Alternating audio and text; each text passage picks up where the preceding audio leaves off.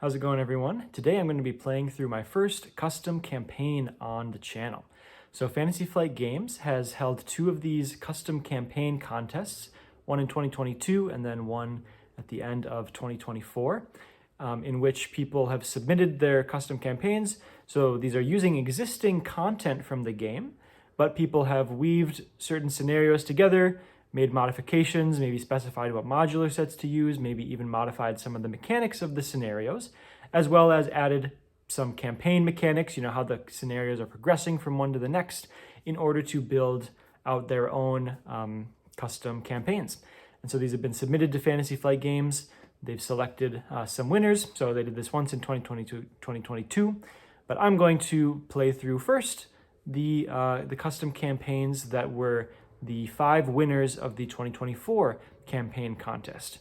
So you might have heard about this. The campaign winners were announced in very early 2025, but then the actual campaigns themselves weren't released until, I think, December of 2025. So they're still relatively recent.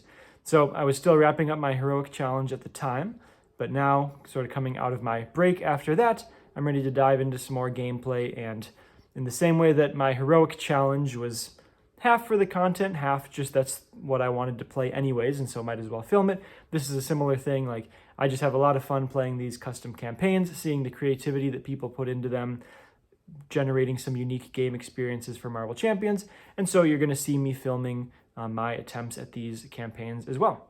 So we'll play through each of the games. My current strategy is to put this all in one video. Let me know what you think about that as the video goes on, or if you have any thoughts whether I should split them up or not. I think it's a little more, I like to have them a little more contained in one video. You can always pace yourself however much you want to watch at once. But basically, my goal is to not highlight the decks quite as much. I'll talk about as I'm playing the game, but I really do want the focus to be on the custom campaign itself. So I'll read through, the narratives that folks have written for the custom campaigns. We'll walk through the campaign log as I go through them. And then at the end of the video, I'll give my just overall thoughts on the campaign as well. What I liked about it, what I might change and whatnot. So very flexible with the format, but that's what I'm going for now. So what you'll see here is I'll just give a brief introduction to the decks. It's not meant to be a deep dive on the decks, but we'll just show you what I'm playing. Then we'll see, the scenario introductions followed by the gameplay, and then alternating kind of the scenario setup, gameplay, scenario, victory, conditions, what you do. We'll do that for each scenario in the campaign. And then, and we'll complete the campaign all in this video, and I'll let you know my thoughts at the end. So for this campaign, I'm going to be playing through Alias Investigations. This is a custom campaign submitted by Christian Fecteau to the Fantasy Flight contest. The winners were not ranked like 1 through 5, they just picked the top 5 winners. So this is the first one in the PDF of all of the PDF that contains all of the campaign documents. So that's what I'll be starting with today. This campaign includes the Rhino scenario, the Project Wide Awake / Sentinel scenario, and then the third scenario can be either Taskmaster, Zola, or Master Mold, depending on how things go. The scenario is generally themed around Jessica Jones conducting an investigation into a kidnapping, and so the campaign will tell the story of that. So I hope you enjoy Alias Investigations, designed by Christian Fecteau, played by me. So first, let's just take a look at the decks that I'm going to be playing. This is not intended to be a real deep dive into these decks. It's just to show you kind of what I'm playing and give you that context as I then go through the campaign. So in this case, we've got an Angel Justice deck, inspired by the release of Everywhere All at Once, another aerial-only card, which makes a lot of sense with Angel. But I think this is a really solid one, and it's quite a bit better than Agile Flight, which we've often played with Angel in the past. And it's a very cohesive strategy in that regard. It's just a bunch of aerial cards. 3 copies of the Power of Flight is another thing I'm trying to maximize in this deck. So we've got the 3 Everywhere All at Once, 3 Yaw and Roll, 6 aerial allies, including the new Sentry ally and Firebird allies, also from the Wonder Man pack. Cannonball is another key card of the deck that gets maximized when we pack it full of as many aerial cards as possible.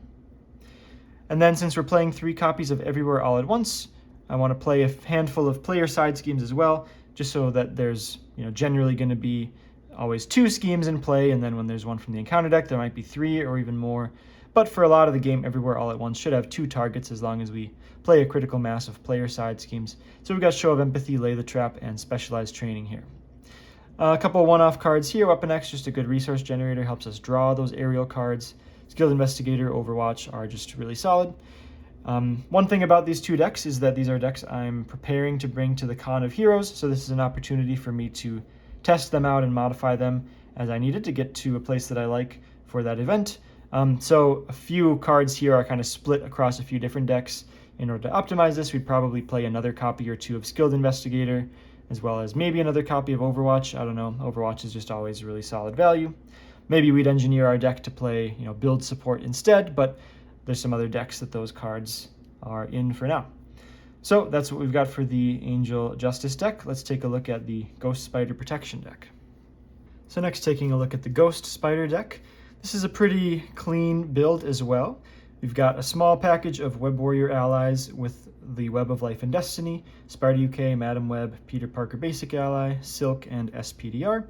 We've got Across the Spider-Verse as well, always a really efficient way to get Peter into play, but we can also get Spider UK or Madam Web for pretty efficient value. Then we've got 12 different cheap responses and interrupts for Ghost Spider to trigger her ability with.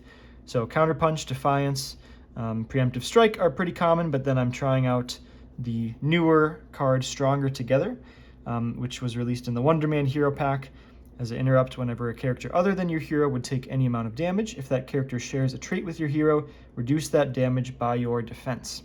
So the way we're going to use it here is just to save damage from an ally.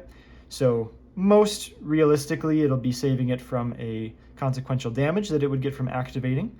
And in that case, it's 1 ER for 1 more activation, hopefully worth 2 attack or 2 points of thwarting.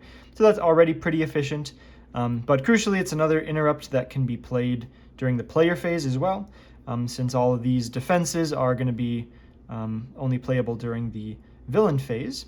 Of course, Ghost Spider's own cards can be played during either phase, just after she does any basic power, but Stronger Together gives her, 3 more copies of a card that can allow her to ready or trigger the web bracelets in the player phase, which is something that Ghost Spider Protection has not really had before. So excited to try that out, and then just rounding it out with the defensive conditioning, try a little more, a little more survivability in hero form. 1 copy of Ready for a Fight. Ghost Spider isn't one of the heroes that really needs to flip down to alter ego very much, so a lot of the time we can just stay in hero form. But if we need to, get George Stacy back from our obligation, or if we just really need to recover once, Ready for a Fight can let us do that, but still play all of our responses and get all of our, value that requires us to be in hero form during the villain phase.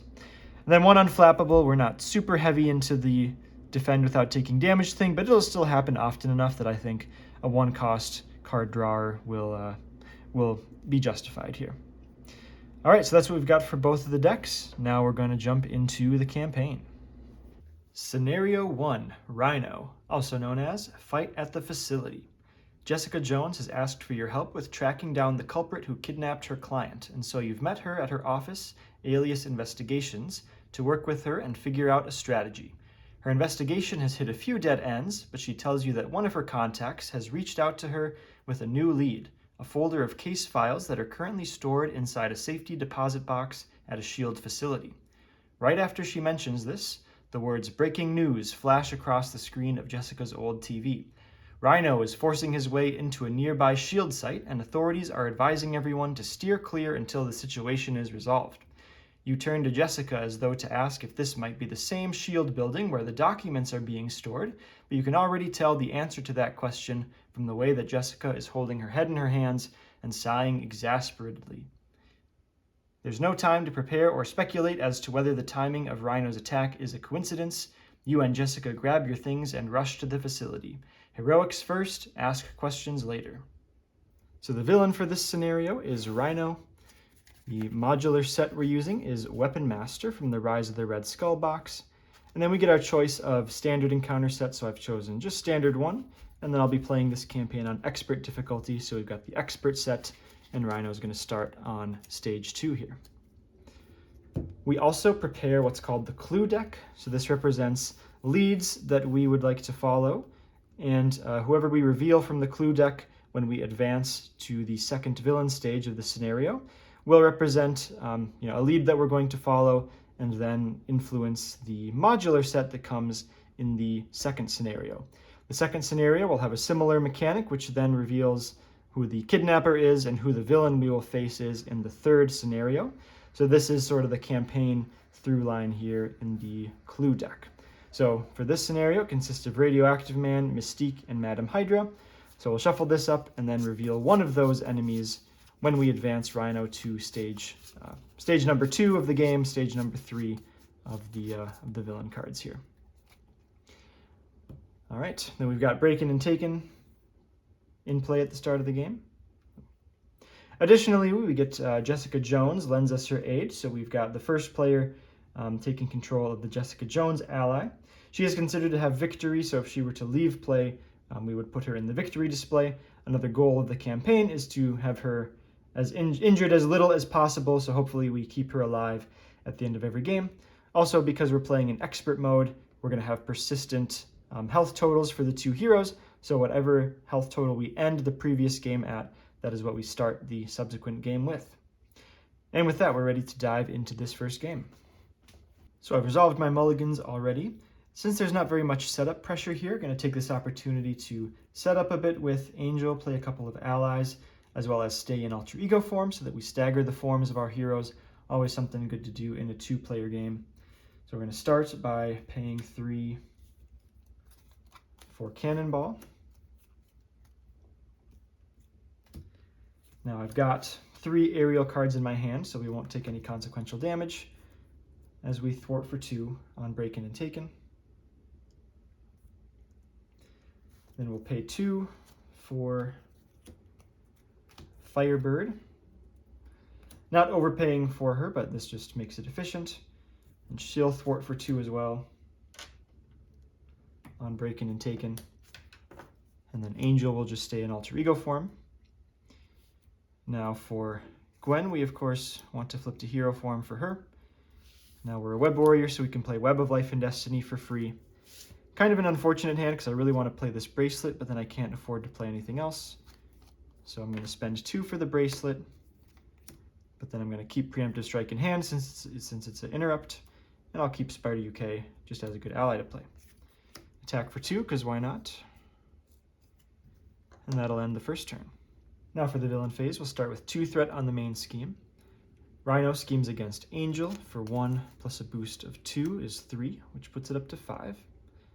Rhino attacks Ghost Spider. We're going to defend with Preemptive Strike at the ready, depending on the boost. It comes in for 3 plus a boost of 1.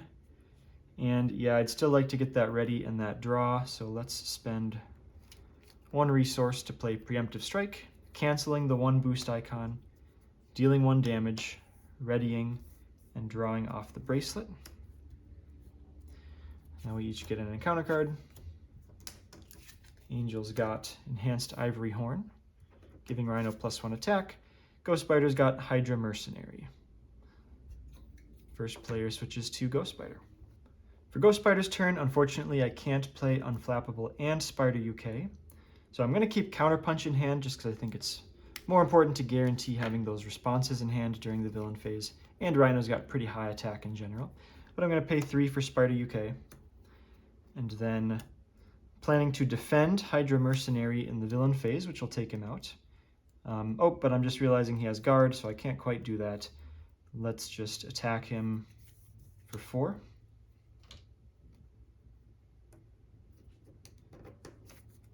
And end the turn, keeping Counterpunch in hand.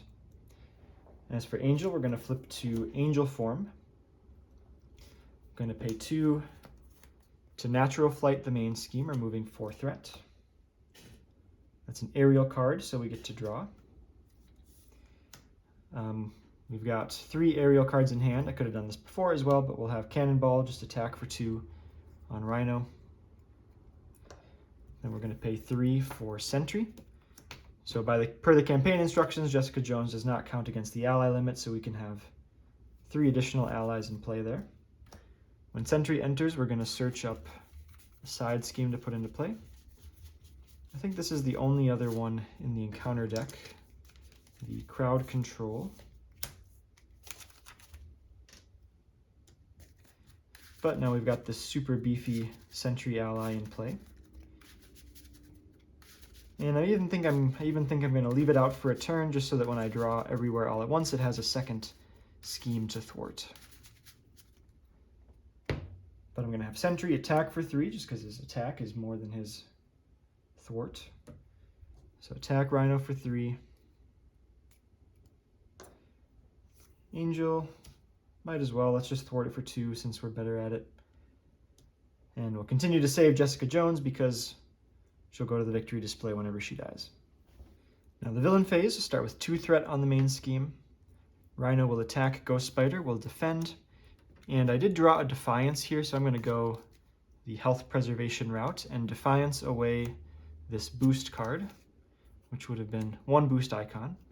So 4 minus 3, I'll take 1 damage. But then we'll draw from the web bracelet and ready for playing an interrupt. Rhino will attack Angel, Firebird will just block. So 4 plus a boost of 3. Firebird's taken out. 1 encounter card for Ghost Spider, we've got an Assault. So our best activation with Ghost Spider is generally defending anyways, so I'm just going to defend again. And I got to think about the hand with what I want to play this turn. Definitely want to play another web bracelet. And it's really all I'm going to be able to play, so I'll play into Defiance and Counterpunch here. So let's defend. We'll Defiance away the boost card, which would have been a boost of 2. Take 1 again, and then Counterpunch, dealing 2 damage to Rhino. Angel gets hard to keep down. Rhino heals 4 damage. And that's all. First player passes to Angel. So I'm going to take it slow with Angel a little bit again, just to get some important setup cards into play. But we're going to start by thwarting for 2, just on Crowd Control.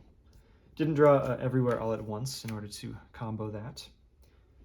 Flip down to Alter Ego. Before I spend any of my 2 aerial cards here, let's just have Cannonball thwart for 2 on the main scheme.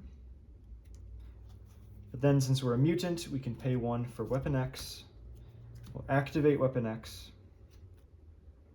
Discard 2, we get a identity specific card, yep, not just an event, so we'll get Psylocke, take a damage. And now I was going to play the wings, but Psylocke is interesting. I did already see Soaring Hearts though, and the wings are so good, so let's just play the wings. I could have played the wings first in order to use it while Angel was in hero form, but then I don't get to also play Weapon X, so doing a bit more, just set up this turn. And then Sentry will attack for 3 again. He's got so many hit points, I just want to keep using him up. Then for Ghost Spider, we'll pay 2 for the web bracelet number 2.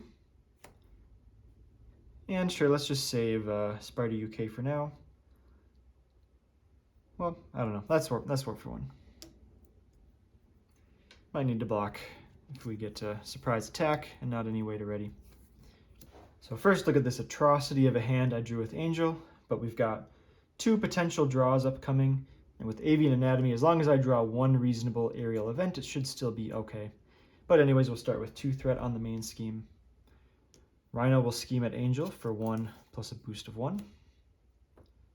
Rhino will attack Ghost Spider. I'd like to use Pirouette and Punch as my ready for this villain phase, so I'm not going to... I could defend with Spider UK and Stronger Together it, but that could risk him dying if the boost is big enough. So I am just going to defend it myself. Coming in for 4 plus a boost of 2 is 3 damage, down to 5. Encounter card for Angel is Stampede. Rhino, Alter Ego form, just going to Surge. And notably, Pirouette and Punch can do when a card is revealed from the encounter deck, so it doesn't have to be the one that Ghost Spider reveals. Okay, and speaking of that, we've actually got Exhaustion, so that is probably the one I want to Pirouette and Punch for. Yep, so we'll pay 2 for Pirouette and Punch, dealing damage to the villain equal to 1 more than the number of boost icons on that card. Oh, sorry, but this only cancels the when revealed. So actually, that's actually not quite worth it. Yep, so Angel is exhausted. That surges into Charge. And Charge doesn't even have a when revealed. So maybe I should have just done it while I had a when revealed to cancel. But hopefully I reveal something here. Ah, Assaults. This is perfect. So we won't deal in that much damage, but at least we get to ready. So pay 2 for Pirouette and Punch. We'll deal Rhino 1 damage. Cancel this. Ready. And draw. All right, turn number 4. So as much as Ghost Spider would like to be in hero form during the villain phase, unfortunately this charge means that the attack is a little bit too much for her to survive potentially. So let's start with Spider UK attacking for 2. Oh, sorry, actually Ghost Spider will attack for 2 first. Then Spider UK will attack for 2. We'll stronger together so that he doesn't take consequential damage. Gives us a ready and a draw from Web Bracelet. Okay, Madam Web's an interesting draw there. Because I can, across the Spider-Verse, the only ally I have to get right now is Silk. But Madam Web could be also a good potential play. So maybe I'll keep Stronger Together in hand again, because now that I've got 2 Web Bracelets, it's nice to just keep as many of those as I can. But let's just pay 3 for Madam Web. 1, 2, 3, 4 cards we'll look at. Doesn't look like anyone will be running through their deck, assuming Angel finds an an identity-specific card quickly enough.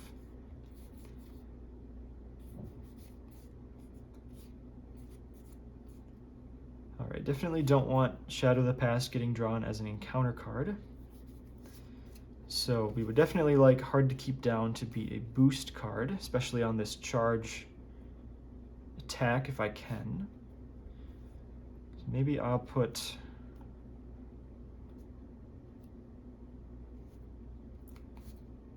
Okay, let's discard Shadow of the Past. I mean, a boost of 2 isn't the worst. Hydra Mercenary is so easy, is so free. So Sandman will be the boost on a scheme. Hard to Keep Down will be the boost on the charge attack, and we'll draw Hydra Mercenary as an encounter card. Madam Web will thwart for 2. And honestly, I could just Stronger Together this to keep the cards going. I've got 1 more of them. No, I don't have any more of them in deck. I got a bunch of Ghost Kicks in deck. Sure, I'll spend it here to negate that. And then flip down, recover for 3, and reshuffle in Ticket.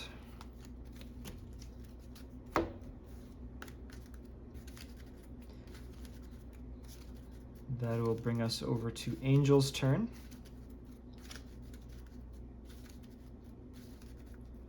And we'll see what Weapon X gives us. Take a damage.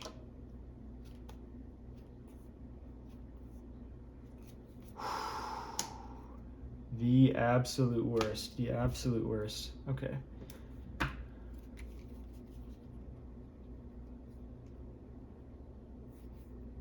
This is like unbelievable. We'll flip to hero form. Techno-Organic Wings to ready. We'll thwart for 2. Might as well spend 3 physicals to discard the Ivory Horn.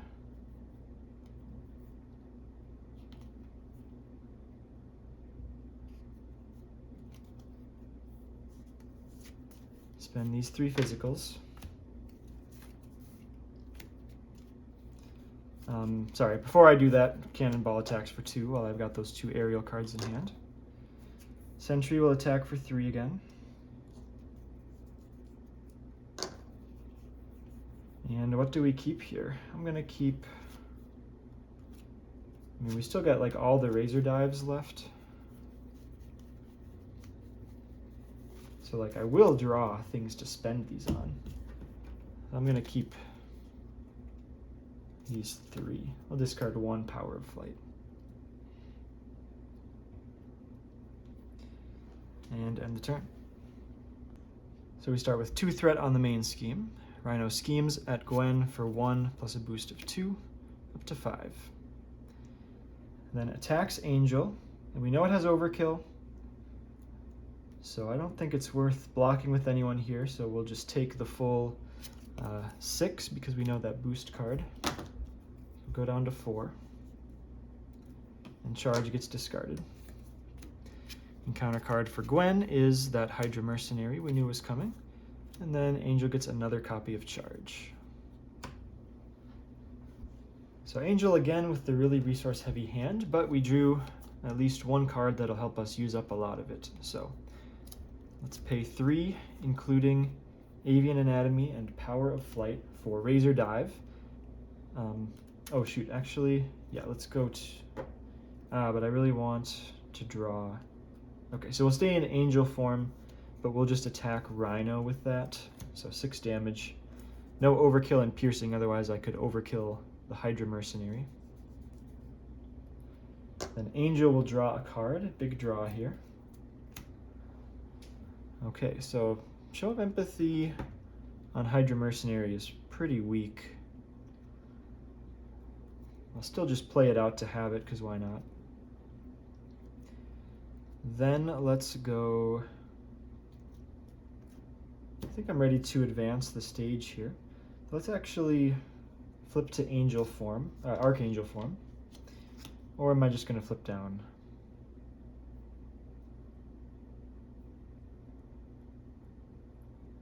Flipping down is so good from a value perspective.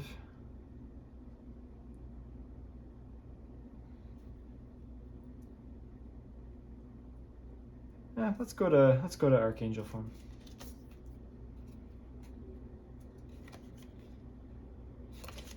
Which in that case I should thwart for 2 first. Wings to ready. Thwart for 2 again. Then we'll flip.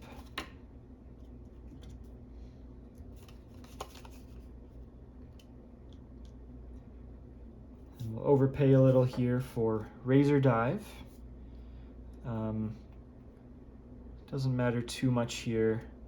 So I'll just Razor Dive Rhino.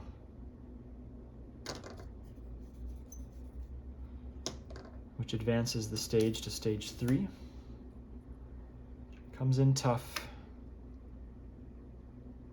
We both get stunned. And then per the campaign, we reveal the top card of the clue deck, who is Radioactive Man. So Radioactive Man comes into play engaged with the first player. And then we'll play out Show of Empathy, because why not?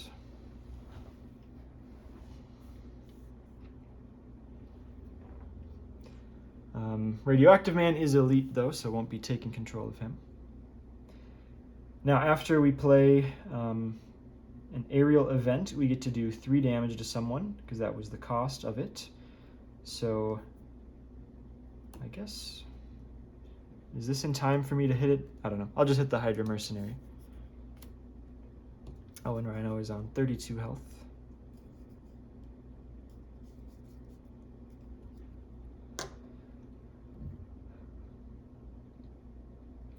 Okay, just totally blanked on Cannonball there.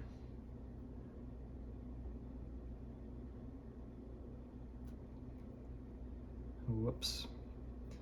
But I am going to have Sentry attack Radioactive Man for 3. Jessica Jones attack him for 2. So this will help me take him out before he gets a chance to attack. And whoopsies on the Cannonball there. Over here, I'm inclined to just recover, but I should probably remove this stun in case I draw Ghost Kick. fact, I'm almost guaranteed to draw a ghost kick. I've only seen one. So maybe I should just save my attackers here. I mean, ghost kicking Rhino is still worth a lot. So I am going to alter ego parental guidance to add George Stacy to hand.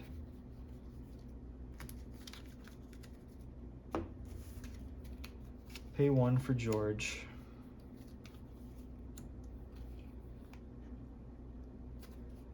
Flip to hero form. Remove my stun. And Spider UK will attack Radioactive Man for 2. I don't know, that feels kind of bad. No, he doesn't need to do that. He'll just thwart the main scheme for 1. Pay 2 for SPDR. Running out of my space here.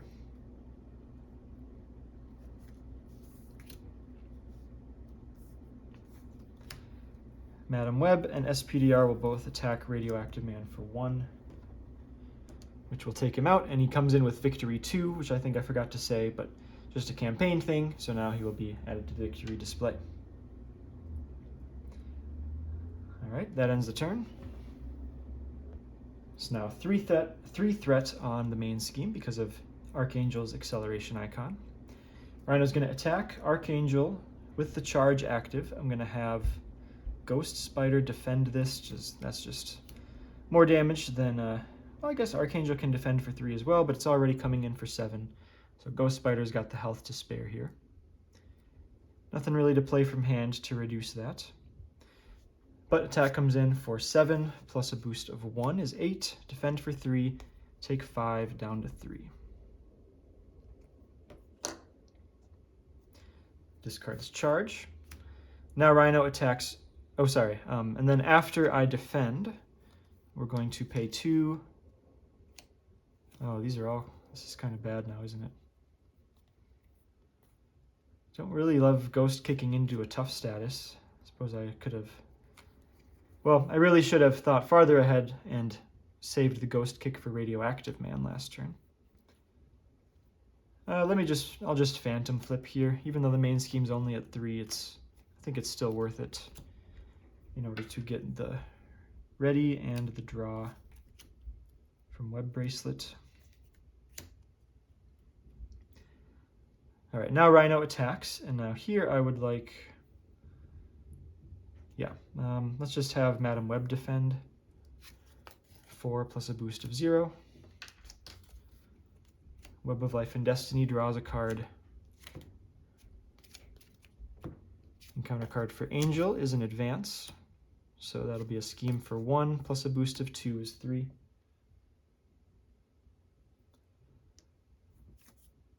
And then Armored Rhino suit, when he would take damage, place it there, pops off on 5. First player passes back to Ghost Spider for round 6. So first with Ghost Spider, we'll just attack to remove the tough so that this Ghost Kick gets the full value. We'll pay 2 for Ghost Kick. That's actually just going to pop off the Rhino suit. Ready. Draw from the Web Bracelet.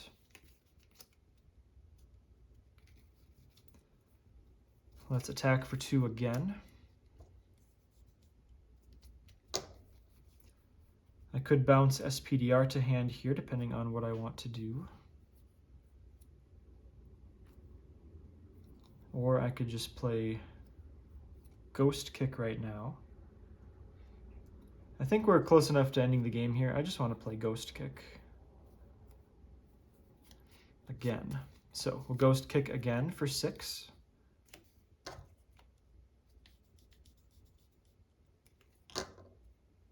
SPDR will thwart for 2 and return to hand, since she was dealt excess consequential damage. Draw from Web of Life and Destiny. Unfortunately, can't play Peter there. And replay SPDR, I guess. and attack for 1.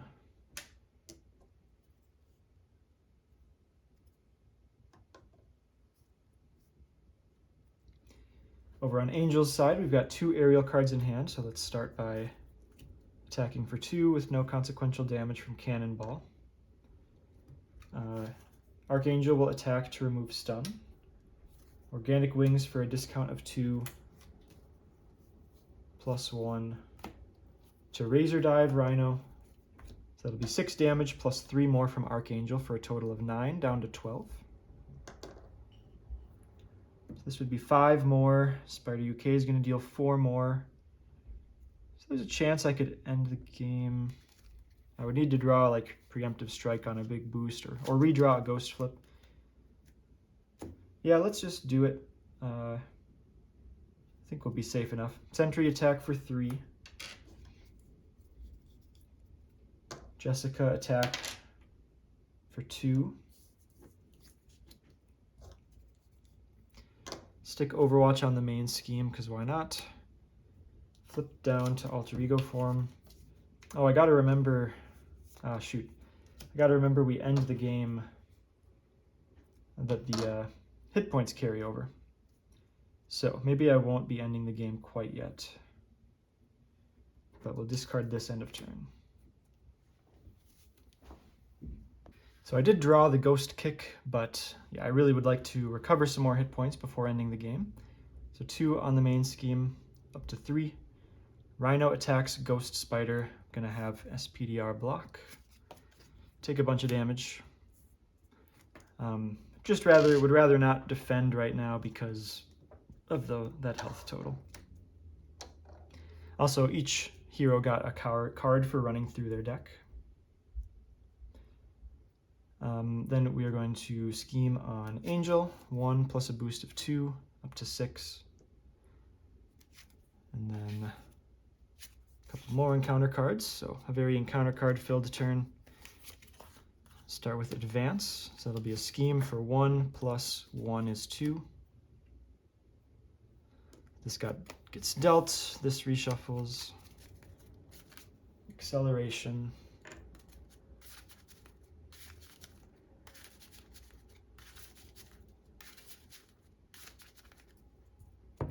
Card number 2 for Ghost Spider, Stampede. Rhino attacks you. If a character is damaged by this attack, that character is stunned. So we'll have Spider... actually, I've got the web binding just to cancel it straight up. So let's just do that. I do need to spend a Mento. We got Peter there. When an enemy would activate, cancel that activation. Cancel that, draw off the bracelet. Angel's got I'm tough, give Rhino a tough status card. And Weapon Master, the villain schemes. If they have a weapon attachment, this gains Surge. So triple boost, I actually lose. Only 1. Okay.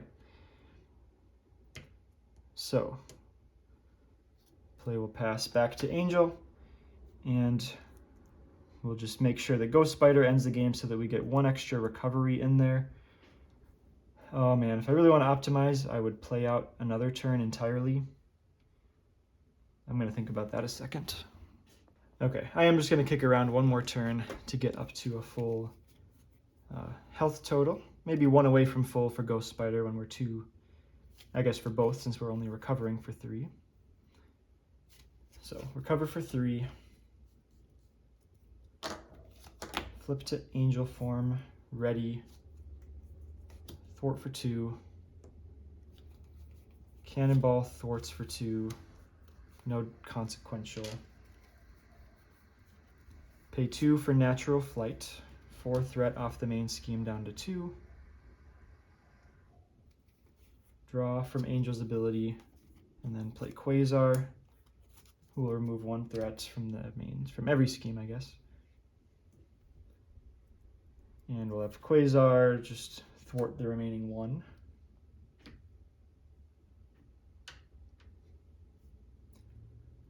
Then for Ghost Spider, let's spend a physical for Ready for a Fight, just in case we need to do that. We'll discard Unflappable end of turn. flip down, recover for 3.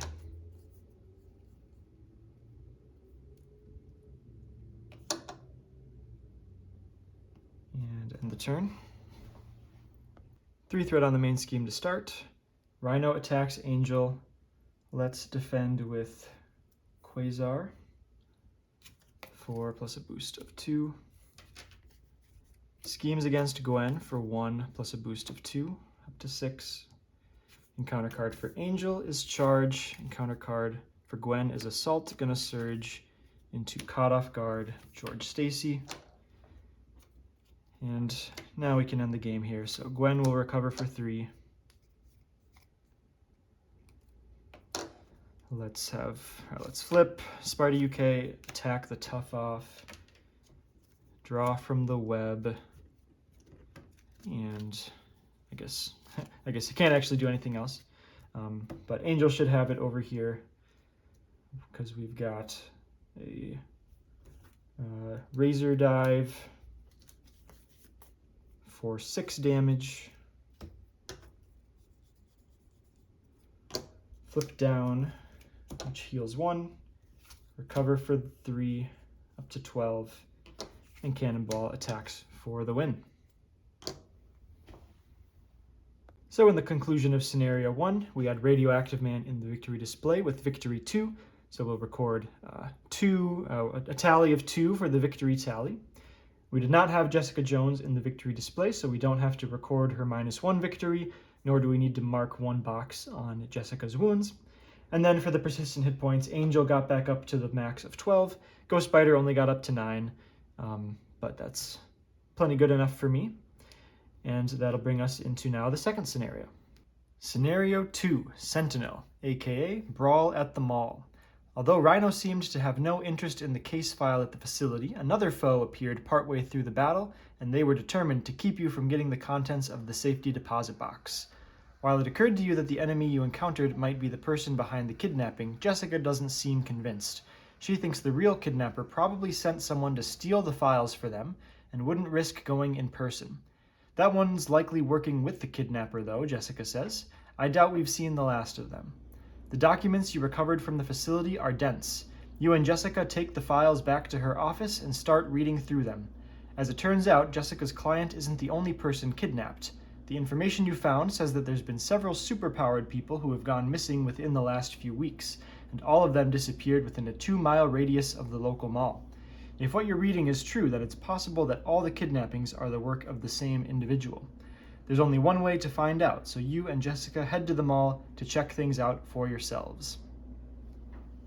So for this game, we're going to be playing against the Sentinel scenario, more formally known as the Project Wide Awake scenario. So we have the Project Wide Awake encounter set. We've got the Operation Zero Tolerance modular set. So this one is not actually called out specifically in the campaign log. I assume that's just an oversight because it interacts directly with some of the cards from the Project Wide Awake encounter set, so I'm going to include it here. We've got the standard Mon modular set again. And then because Radioactive Man was listed under Evidence Collected since we defeated him last game after coming out from the clue deck, we are using the Masters of Evil modular set for this scenario. Would have been the Legions of Hydra encounter set if it was Madame Hydra, would have been the Mystique encounter set if it was Mystique, but here we're going to have the Masters of Evil modular set. The campaign guide says that if we had any cards listed under Leads Pursued, then we would put them into play and resolve their when revealed effects. So that would be if we didn't defeat Radioactive Man last game, but we did, so we don't have to do that here. And then after that, we will assemble the clue deck for this scenario. So now this one is consisting of 3 different side schemes.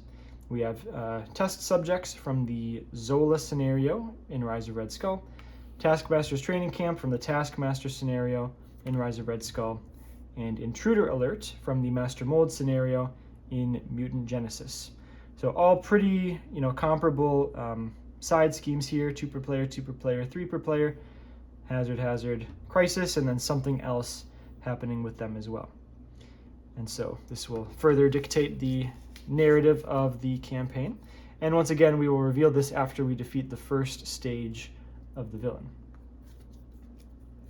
And then the last thing, technically, it happens after the mulligans, but we search our decks and our collection for Jessica Jones and put her into play with the first player. So she'll start play under Angel's control. Then we've got, from the last game here, Angel ended back at full health of 12. Gwen got up to 9, not quite her full health of 10. And then I have made one change to Angel's deck, which is I've added one Agile Flight and taken out the one copy of Overwatch I had. We had that really resource-heavy turn last game, so I'd rather just have one more card that allows us to enact our game plan, even if it's probably worse in a vacuum than Overwatch. Just being another aerial card, being a place to dump a whole bunch of our resources, I think it's a good shift, and I certainly want to try it out here. So some extra setup for the scenario here. We've got Operation Zero Tolerance put into play. The main scheme here says that it gains permanent. So the key thing here being when an enemy attacks and defeats an ally, it gets tucked under here. And if there are X+3 here, where X is the number of players, then we lose the game as an alternate loss condition. And as a reminder, the main scheme, whenever the main scheme gets up to 5 per player threat or 10 threat, then the first player puts the top card of their deck face down underneath OZT and then remove 10 threat from here. So whether it's allies dying or this reaching the threat threshold, we'll be adding cards under here. So we want as few allies to die here as possible. So hit point management going to be very important here. We also resolve Sentinels when revealed. The first player searches up a copy of Abduction Protocols and reveals it. Deal each other player a face down encounter card. So Gwen will start with one extra encounter card here. And lastly, we've got Mutants at the Mall. 4 threat side scheme here. When we defeat it, we search the encounter deck and discard for a Sentinel and reveal it, and then flip this, putting Jubilee into play, who's an ally. That'll be controlled by the first player. I've also resolved my mulligans here already to save some time, so let's get into it. So for Angel, I've kept Team Building Exercise, which is a nice one to get out on turn 1. Quasar could be a nice play here, but Team Building Exercise, setting that up turn 1 is nice, and allies are just lower in value in this scenario where we get punished for ally blocking. So pay 2 for Team Building Exercise. The other nice thing here is that Jessica, with 3 side schemes in play, is currently at 4 thwart. So she will either thwart Abduction Protocols or Mutants at the Mall for us here. Let us flip to Angel form. Then let's Team Building Exercise. Actually, before we do that, I guess, we've got the max side schemes out here. Let's have Jessica thwart for 4 on Abduction Protocols. And then Angel will finish it off. So when defeated, the player who defeated it searches up a captive ally, puts it into play under our control. So here are our 4 captive allies. Oh, I forgot one other thing, which is that in the campaign setup, we remove 1 copy of Abduction Protocols from the game. So we've actually got 2 removed from the game now. But basically at a minimum, 1 captive ally will be unrescued this game. And that's essentially who the bad guys have kidnapped for the campaign narrative. But here we go. Let's see what captive ally we get. Boom, boom. And I don't think there's anything that says it doesn't count against our ally limit. So, yep, now we've got Boom Boom. After Boom Boom attacks, she gets a bomb counter. And then at the end of the player phase, remove all bomb counters and deal 2 damage to each enemy. So super powerful as all these things are, but might save her for when there are some minions in play.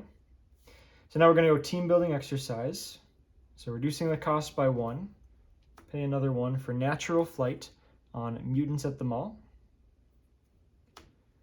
So when that is defeated, the first player searches up a Sentinel minion and reveals it. Then we flip this card, putting Jubilee into play. And that's going to be an ally controlled by the first player. And then we need to find a Sentinel. Should have reviewed my options beforehand here. But we only have the Operation Zero Tolerance. I guess, yeah, Operation Zero Tolerance has some Sentinels. The recommended modular set for Project Wide Awake is the Sentinel set, but we're not playing with that here today. Let's double check the wording on this here. Searches up and reveals it. Okay, so if we revealed Sentinel Mark II, we'd have to search, so probably not going to pick that. Okay, so Sentinel Mark III is interesting because I'm about to play this Show of Empathy as well. Although I don't think I have the thwarting for it. Oh, I guess I do with, yeah. So this is going to be a little stronger to take with Show of Empathy. All right, so let's get Sentinel Mark III. So that's going to be revealed.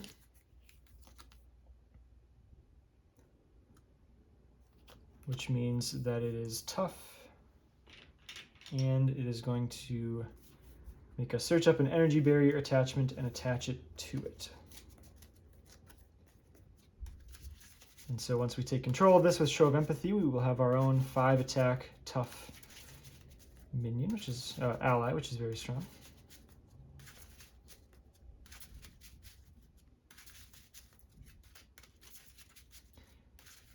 And then because we played an aerial event, Angel will let us draw a card.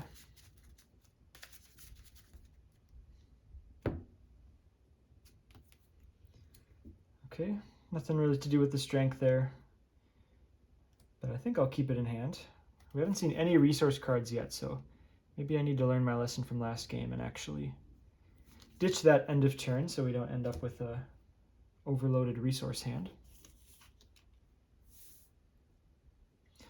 Let's play Show of Empathy. And I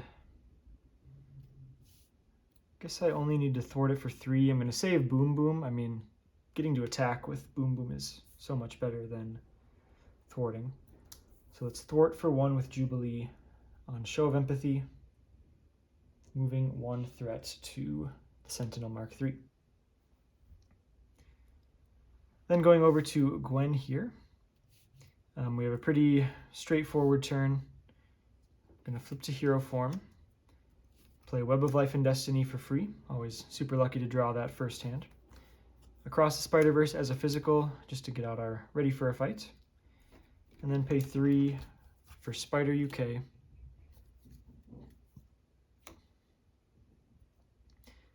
Gwen and Spider UK are both going to thwart Show of Empathy.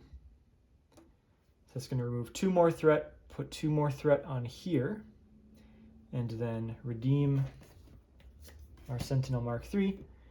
And just checking on who actually takes control of this. I think Gwen would take control. And I don't see anything to the contrary. It doesn't say it's only controlled by the first player or anything.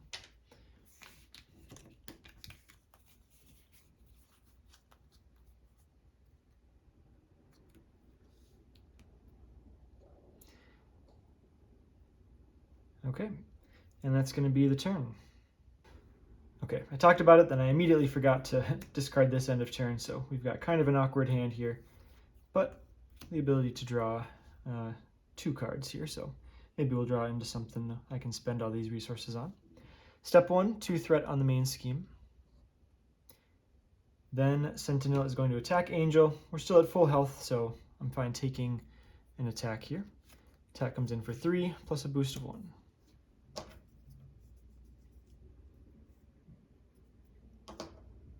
Then we're going to attack Ghost Spider. And we've got a couple of options, 4 different options for responses or interrupts here this villain phase. I'm going to save Stronger Together as my interrupt during the next player phase. But I think I'll go with the Defiance here. So we will defend for 3, Defiance away this boost card, which would have been 1, and re-ready. All right, 1 encounter card to each. Ghost Spider had an extra 1 from the setup, so she's got 2. Angel gets Whirlwind. Nothing happens quite yet, but a forced interrupt if he attacks. Ghost Spider gets Masters of Mayhem. Each Masters of Evil minion attacks the hero it is engaged with. Uh-oh. All right, well, we just got a Masters of Evil minion, so when Whirlwind attacks you, also resolve his attack against each other hero. Okay, that's not too bad. I thought it was going to hit every character for a second, but so that is an attack for 2 on both of us, and honestly, Spider UK defending isn't terrible, but that's my way to re-ready during the villain phase. So I'm just going to take it on both. Oh, and then I completely shoot. I meant to use this aerial agility.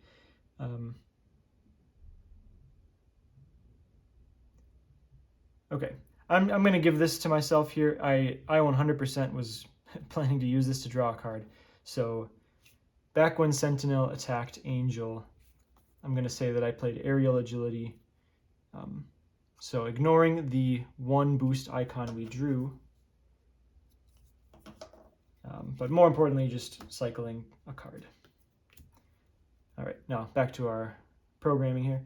I'll take 2 from Whirlwind, and Ghost Spider will take 2 from Whirlwind.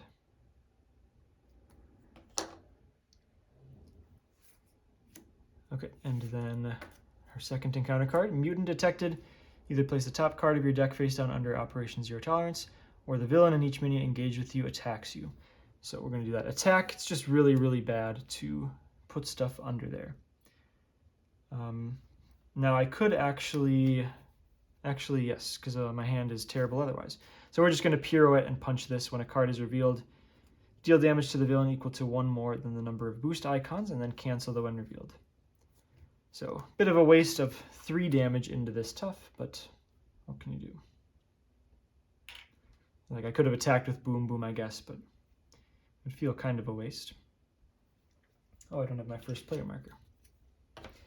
All right, first player will move to Ghost Spider, and we're into round 2.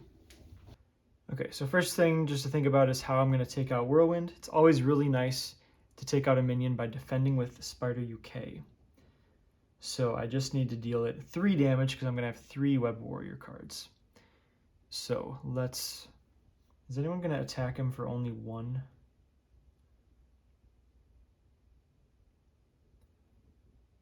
Don't think so. Unless Boom Boom attacks. Yeah, I mean, well, I'll just save Boom Boom.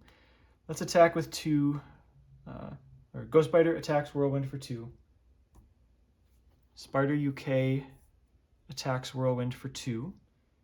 Stronger Together is going to save Spider UK from the consequential damage here, but we'll deal 2 more damage to Whirlwind.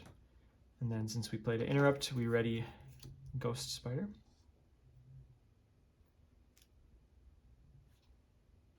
So the Sentinel's got an attack for 5. I also value this tough status quite a lot, so I should probably just save it for an attack. No rush to do that damage, I think. Let's have Ghost Spider. I want to stay in hero form this turn to stagger my forms now this turn. Let us...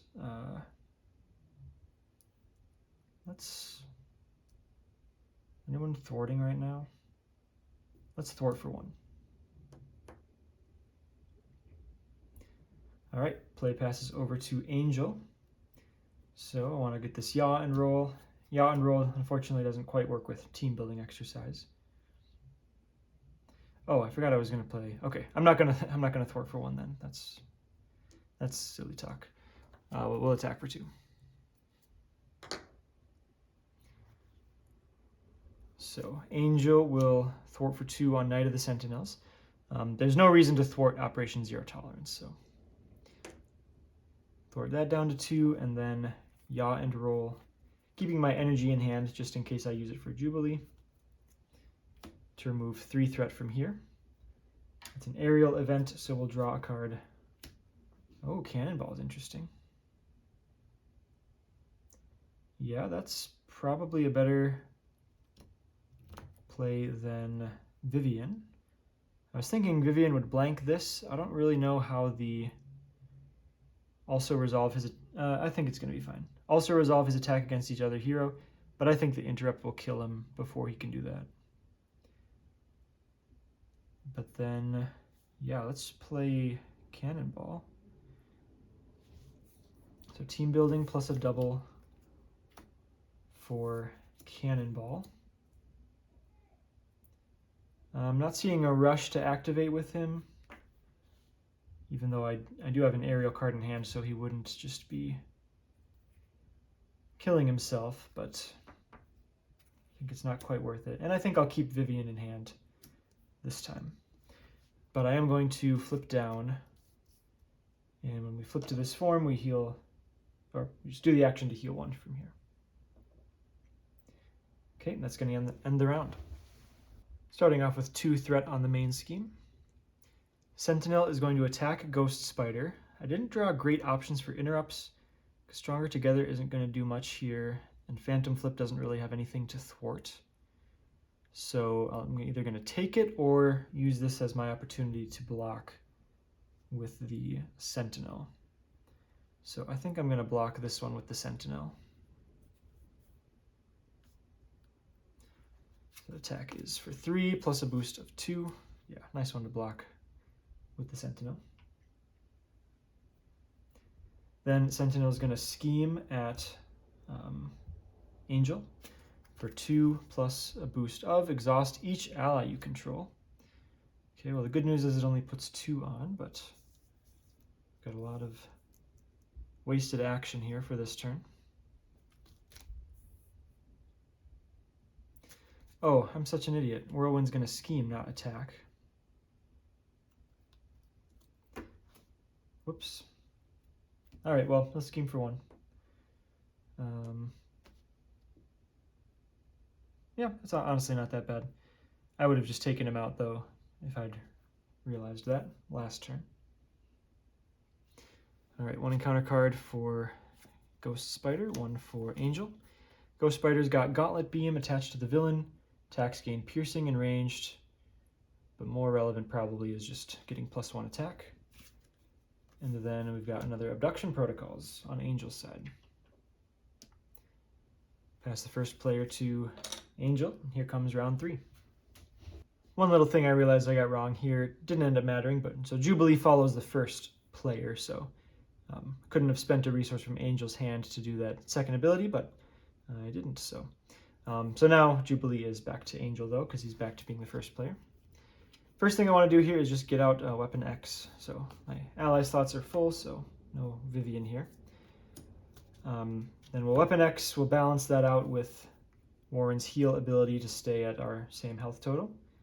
Discard until we get an identity specific card. Ooh, Avian Anatomy. Okay, that kind of changes things, so I'm going to pause to think again. Okay, I thought about this turn for quite a while, so this is definitely the advantage to you, the viewer, of me chopping up the videos this way. This video would have been about 10 minutes longer.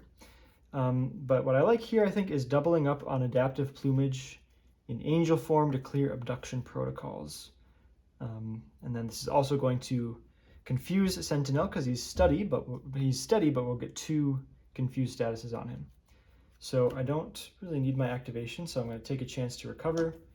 Recovering is really good against Sentinel, just for the same reason that ally blocking is bad. Then we will flip to Angel form.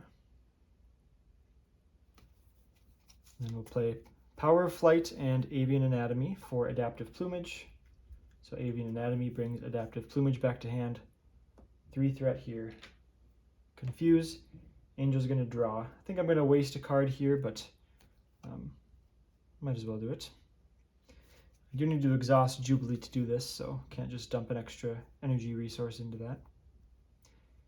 And do I want to keep one of these in hand? I think Yaw and Roll is just good. I'll keep a Yaw and Roll in hand. But we'll do Team Building +2 for Adaptive Plumage once again. 3 threat off here. Just confuse here before I forget. And then we'll get another random captive ally.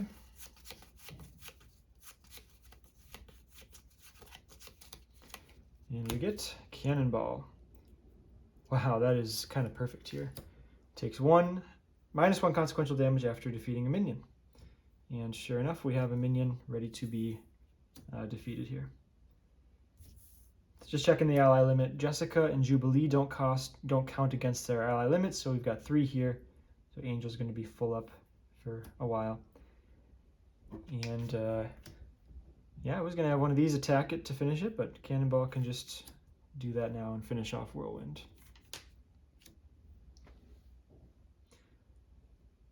All right, moving over to Ghost Spider then. Unfortunately, I don't have the resources to play Peter from hand. Kind of a risk of this deck, but we can get him in play with Across the Spider-Verse, which we unfortunately did see already. So I'm looking at this Phantom Flip plus Silk makes for a pretty clean turn. So Ghost Spider will attack for 2 on Sentinel. Pay 2 to Phantom Flip the main scheme and ready. We'll pay 2 for Silk.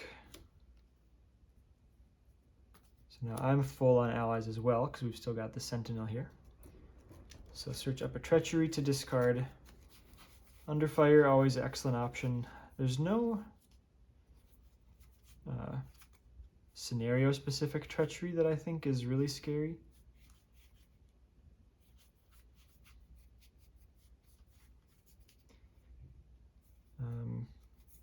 Yeah, so I think just Under Fire will be the way to go.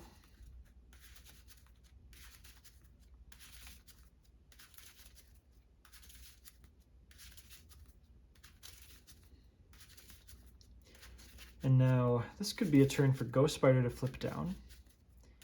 Like, I don't even have my web bracelets out yet, so I'm missing less than usual from being an alter ego this turn. It lets my Confuses go to use right away. And recovering is always nice when we get a window. So let's flip down, recover for 3.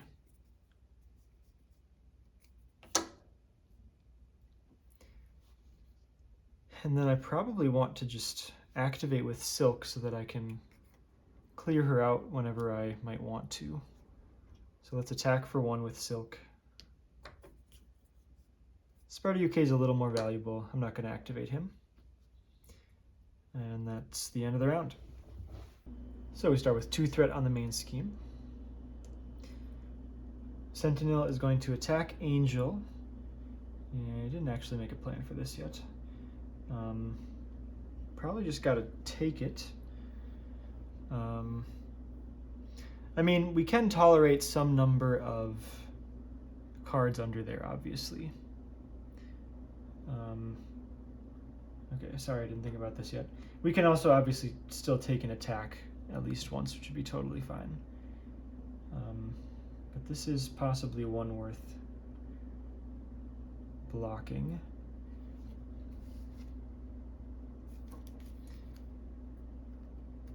Okay, sorry, I should have thought about it before. I think I might have Silk block this. I want my activation this turn probably to be thwarting, since I've got these yaw and rolls. Okay, I'm gonna have Silk block it. Hopefully one card under there won't come back to bite me. So I'm gonna have Silk block this attack, coming in for 4 plus 2. So then Silk gets tucked under here. Let's see order of operations here. So after an enemy attacks and defeats an ally, place that ally face down under this scheme. Web of Life and Destiny. Yeah, it's still leaving play. I don't think there's any interaction here. So we can choose a player to draw a card. And I was looking at the hand here. I think it will actually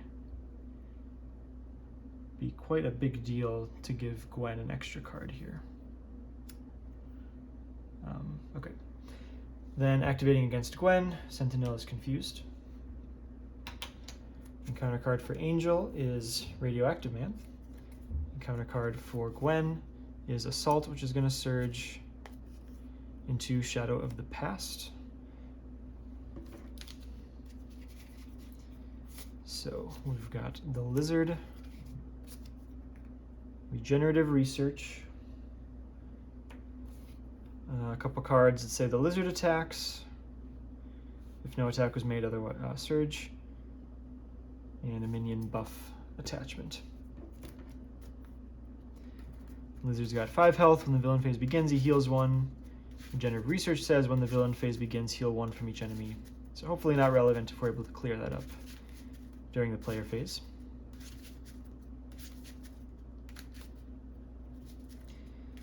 Would have been a good pirouette and punch turn, unfortunately. A little bit awkward there, but the extra card in hand is going to let me play both web bracelets, so I'm happy about that. All right, and now it's round 4. So round 4 here, starting with Ghost Spider. I think this is going to be about as good a turn as I'm going to get for using Boom Boom to have an effect on as many enemies as possible. But with Gwen, we've got pretty straightforward here. This is our time to get these web bracelets out. So we've got Ticket to the Multiverse to play 1. We'll use Gwen's ability to shuffle this back into the deck.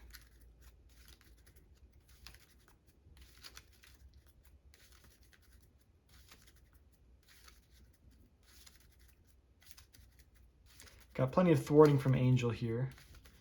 Gwen's not going to do any thwarting. Flip to hero form. Only good response I've got for this phase is Ghost Kick. So I'm going to end up doing 1 more damage than necessary to Radioactive Man, but I think that's fine. So we will attack Sentinel for 2. Pay 2 to Ghost Kick Radioactive Man. Well, let's think about this a little bit more, because if I'm attacking with other guys,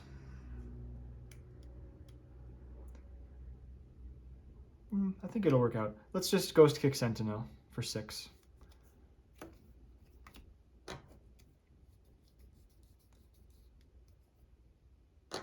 Web Bracelet to draw, and then Ghost Spider readies herself. Ooh, I wish we'll be fine. And then pay 2 for second Web Bracelet, and then let's just attack. Let's attack Radioactive Man for 2. Do we want to use Spider UK or Big Sentinel? Yeah, we've still got to get some damage in other places here. Let's have Spider UK attack Radioactive Man for 2.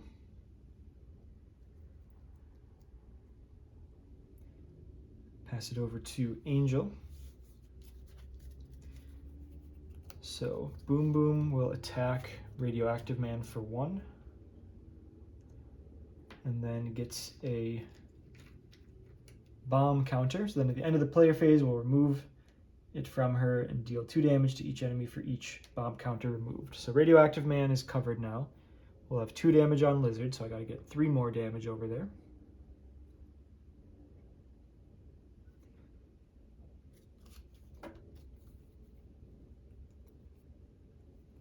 Let's play Skilled Investigator under our control. While I've got 2 aerial cards, let's use Cannonball. We'll attack the Lizard for 2.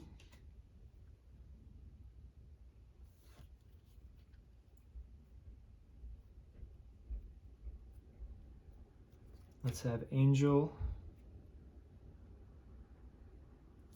thwart Knight of the Sentinels. It's going to be the same either way. Let's thwart Regenerative Healing. After thwarting, pay 1 to Yaw and Roll Regenerative Healing. So then we've got some responses. Angel will draw a card. Skilled Investigator will draw a card. I'm still in the window of having just thwarted, so I could Yaw and Roll here again. Hand would work out to play Adaptive Plumage plus Yaw and Roll. Have I flipped form at all here? I think I started with 5 cards in hand.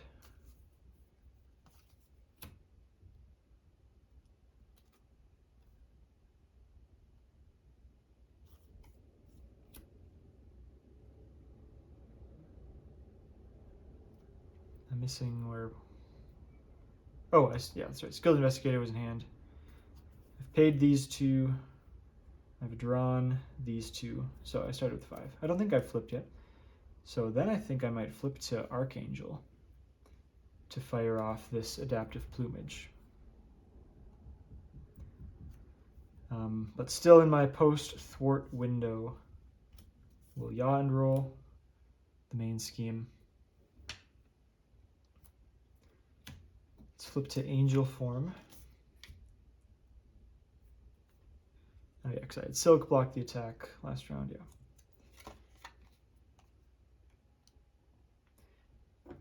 Team building. Plus Power of Flight for Adaptive Plumage. And we'll do 4 damage to Sentinel and stun.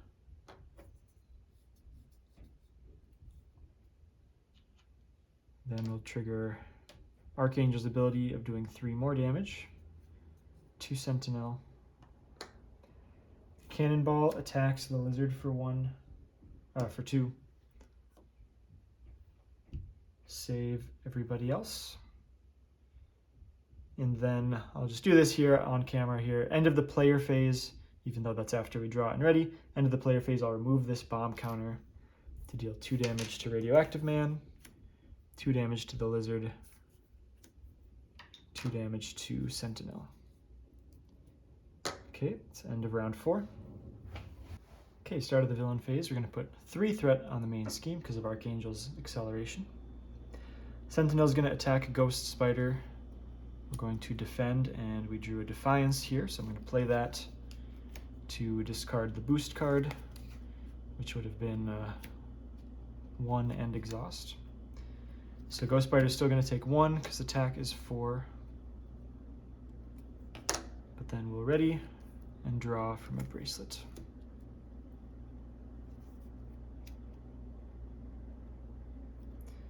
Then Sentinel's going to attack Archangel. Probably just take this one.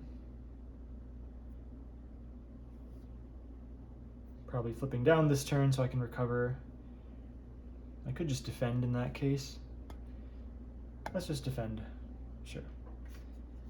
Defend for 3. Attack comes in for 4 plus a boost of 2. So 6 minus 3, take 3 damage. Card for Ghost Spider is Masters of Mayhem. So this is search the encounter deck and discard pile for a Masters of Evil minion. So I think Melter, the 5 health one, is the easiest. Oh, did we see Melter already?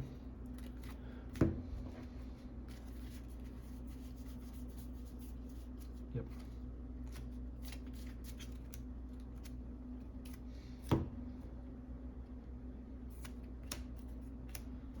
Angel's got. Hey, I was actually hoping for a side scheme because we've got Everywhere All at Once. Although the Crisis icon actually foils that a little bit. But that's our last Abduction Protocols that's in the deck. So kind of lucky there to see them all as encounter cards and not as boost cards.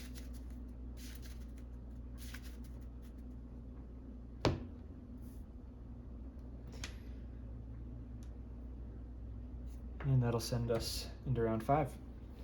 Okay, so at the point here now where, I mean, the game is very comfortably in our control, so I might not try to optimize every little thing, just in the interest of time. But we've got 2 aerial cards here in hand, so let's use Cannonball. Let's thwart for 2 on Abduction Protocols. I'm going to Avian Anatomy for Everywhere All at Once with X equals 1. I was trying to think how this might interact with Team Building Exercise. It could definitely still overpay. Actually, wait, yeah, I think... No, okay. I'm gonna not overthink it here. So, Cannonball did that for 2. Let's do this for 2. Comes back to hand. Oh yeah, this was my plan. This was my plan. Then I'll Team Building Exercise just for another X equals 1 Everywhere All at Once. Before I do that, I'm going to attack for 2 with Cannonball. And then once I do that for 2 again. We get another captive ally.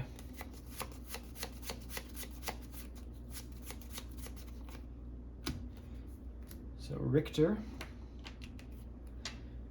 When you attack, deal 1 damage to the villain and each minion engaged with you. Put a cannonball in a yellow sleeve so it doesn't stick out in my thing. Skilled Investigator to draw a card. Pay 3 for the Techno-Organic Wings.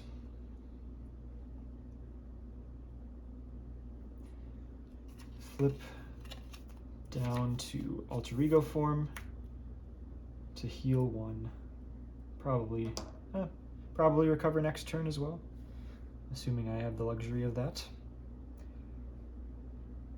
And I think I just want to race through my allies here. So I'm going to have Richter attack, Sentinel for 1, and then response deal 1 additional damage to him. I think I'm going to save... No. If I've got other allies in my deck I'm going to want to play. Let's attack with Boom Boom for 1.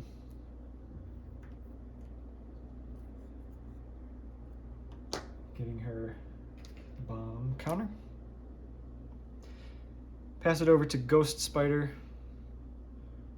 I could advance this stage.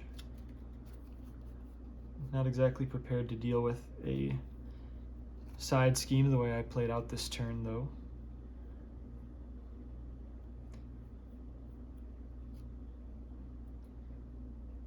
But I want to use my responses. I guess I'll start with just attack. Yeah, I'll just limit myself to 8 damage here. I'll attack for 2. Pay 2 to Ghost Kick. What do I want to pay here? I'm going to end up drawing 1 more card. So I'll have 3 total in hand. Would be enough to play SPDR or George Stacy.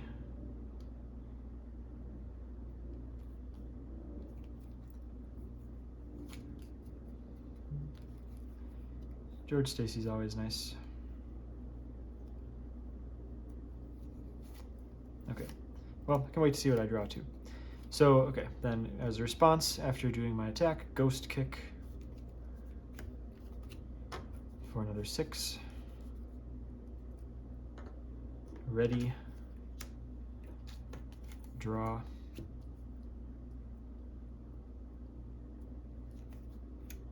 Oh, we even got an event, so that settles it. We'll play George Stacy and then attach that under here, and it can now be played as if it were in our hand. I don't want to advance though, so let's just thwart for 1. Let's have Spider UK thwart for 1. So main scheme down to 1, and eventually we'll use this Sentinel with his big attack, but haven't needed to yet, so save him for a worst case scenario. That'll end the phase. End of the phase. Oops, I guess I did this twice. Oh shoot, that's going to advance it. Oh, I didn't think about that.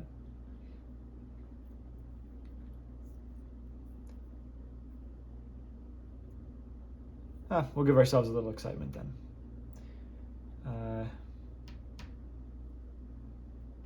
You know what, I'm going to go say... So before I Ghost Kicked, I attacked Sentinel for 2. Let's say that instead of that, we'll say that I thwarted an extra 1 off of here. I know I've seen a card, but that didn't change really anything.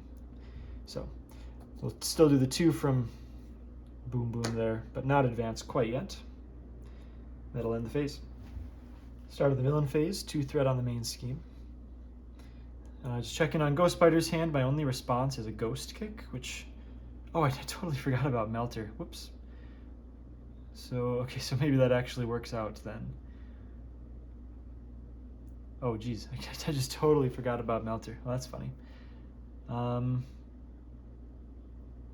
Well, at the very least, Melter should have taken 2 damage from Boom Boom.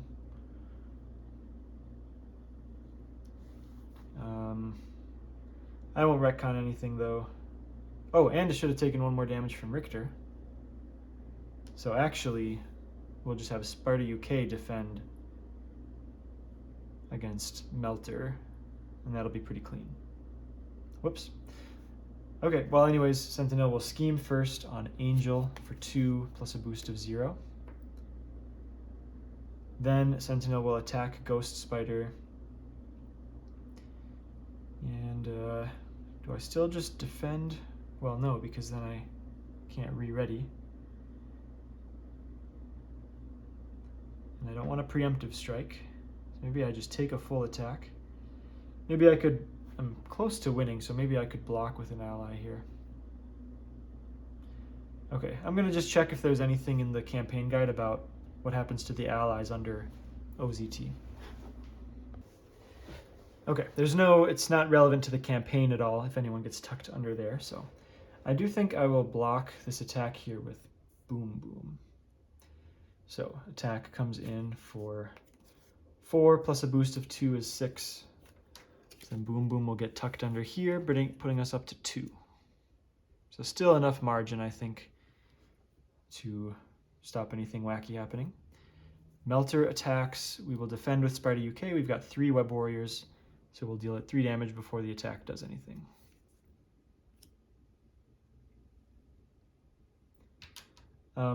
Angel got an extra encounter card, by the way, for going through his deck. He's going to get a second one. Ghost Spider is 1 card away, so if I end up drawing off Web Bracelet, then I will draw that, or draw an extra card. Number 1, in Cold Blood, Lizard attacks, otherwise Surge. Lizard's not in play anymore. Energy Barrier attached to a Sentinel minion without it attached, and give it a tough, otherwise it will Surge, so that'll Surge. Learning AI, villain gets +1 Retaliate and +1 Scheme. Sentinel Mark IV with Guard and Patrol. Ghost Spider gets Tiger Shark, another kind of enemy dense board here. But nothing disastrous, so we'll go to Ghost Spider for the first player for the start of round 6.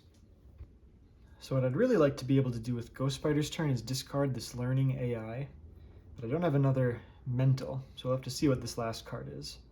But I might discard the Gauntlet Beam as a backup. But we'll start with a Ghost Kick on Tiger Shark here. So let's attack this Sentinel for 2. We're going to get some splash damage with Richter. I think I still just want a Ghost Kick here. But I'll save the rest of that for Richter. So attacking there for 2. Energy for Ghost Kick on Tiger Shark. We're going to ready and see what our last card is. Is it a Mental? All right, look at that. So we get an encounter card. Because that was the last card, you can go back and watch to make sure I wasn't stacking it that way.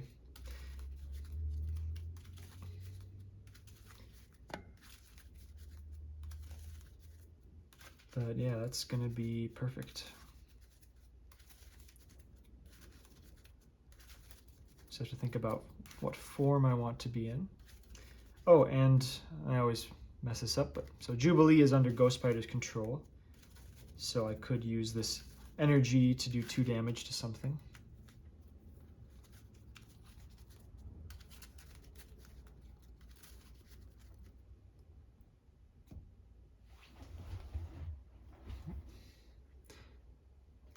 All right, so 3 mentals here to discard Learning AI. Let's exhaust Jubilee. This only prevents Angel from doing that stuff. Exhaust Jubilee, spend Parental Guidance for 2 damage to Sentinel, which will advance. We'll lose the stun. Wasn't really expecting to have that go to use. We advance to stage 3, 44 health.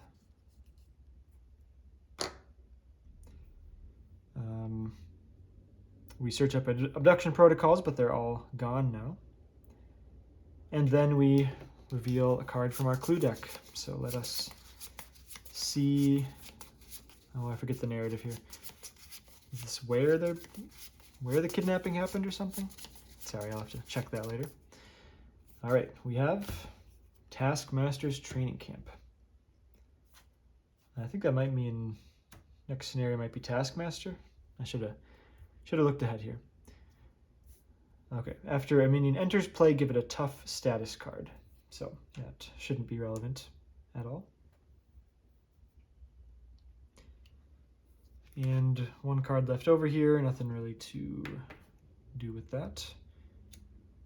We've definitely got thwarting covered from Angel, so I'm just going to attack for 2 more. I forgot to give him his tough status, but I'll attack off the tough status there. And then, since I think we're close to ending the game, let's start attacking with the Sentinel. Let's attack for 5.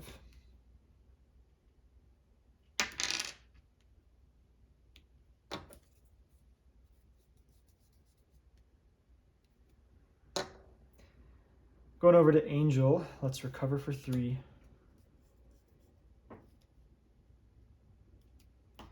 We'll do the old cancel out the heal with the Weapon X. Get Razor Dive.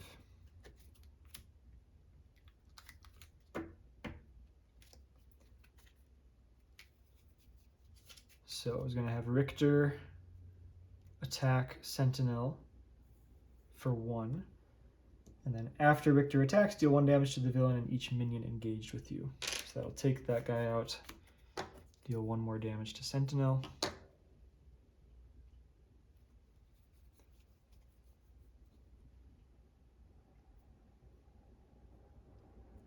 All right, good options with form here. Might be Archangel.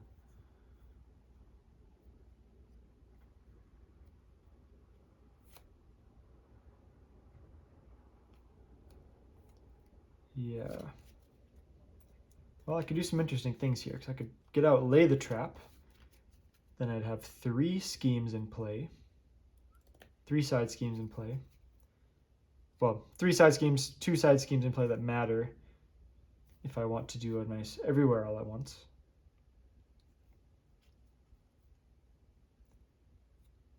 Yeah, this represents a good amount of damage too. I'll get that out. Pay 1 for Lay the Trap. Yeah, I'm gonna go Archangel.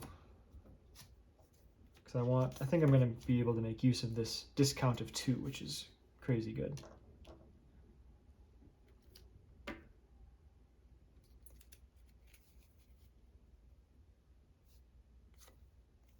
So I can pay 2 into this.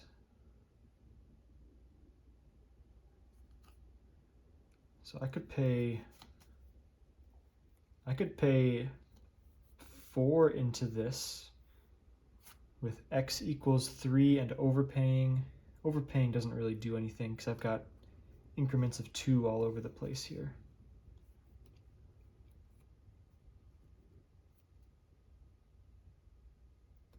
Maybe it's a little more awkward than I thought.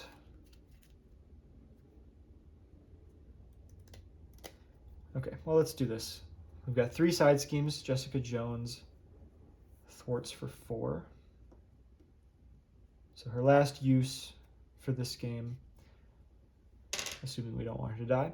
So we'll clear Taskmaster's training camp. Draw from Skilled Investigator. Vivian doesn't change anything, but just getting that resource is going to make things work out nice.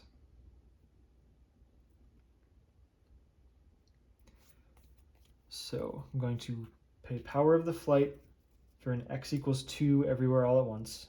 2 threat off of here, 2 threat off the main scheme. Going to team building exercise. Or okay, how does the order of operations work? Techno-Organic Wings just says reduce the cost of the next aerial event you play from your hand this phase by 2. Then using team building exercise reduces it by another 1 and plays it. So now we'll Razor Dive Sentinel for 6 plus 3 from Angel's ability.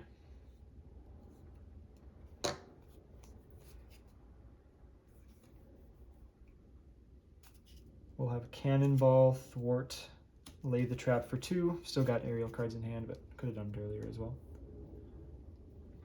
Oh, I probably shouldn't actually clear it right now, so I can get another draw off Skilled Investigator. Instead of thwarting that for 2, we'll just attack for 2. And then I'll pay another 2 for... I could have natural flighted anyways. Lots of ways to do it here.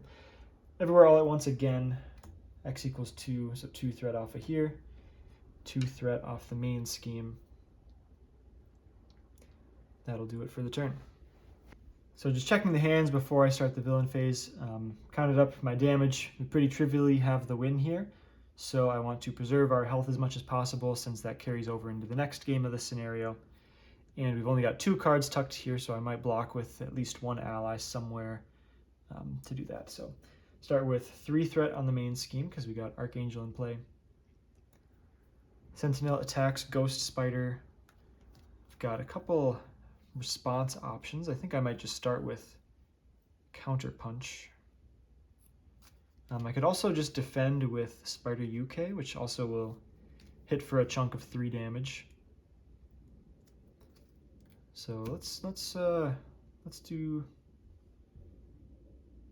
Well, okay. So Ghost Spider is going to go second here. Yeah, should be able to recover. Well, I'm going to have Spider UK defend. Just wondering if I should defend for Angel or Ghost Spider. Well, Ghost Spider probably ends up defending for herself once here anyways. So it's probably all the same. Let's just start with Spider UK defending. So it's going to deal 3 damage for his interrupt. Attack is 4 plus a boost of. Attach this card to the villain. Gives the villain plus 8 hit points. I think I still have enough through that actually. Spider UK is taken out. We draw from a Web of Life and Destiny.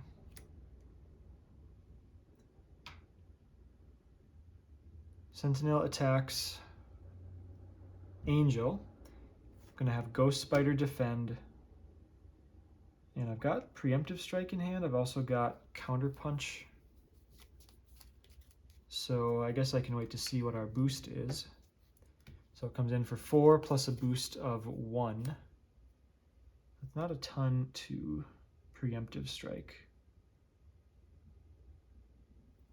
So it's coming in for 5. I'm defending for 3. I'm just going to take 2 because a recover still fully heals me.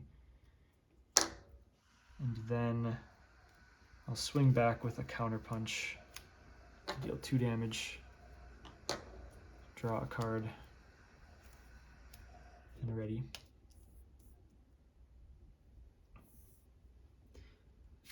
Another encounter card to Ghost Spider. We ran through our deck early last round, so 2 cards here.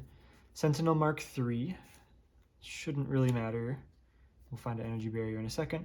Warn the others, obligation after your turn ends. Put it under Operation Zero Tolerance, so that also shouldn't matter.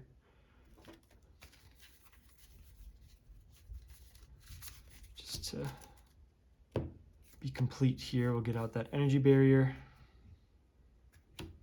Oh, and sorry, Spider UK should have gone under Operation Zero Tolerance.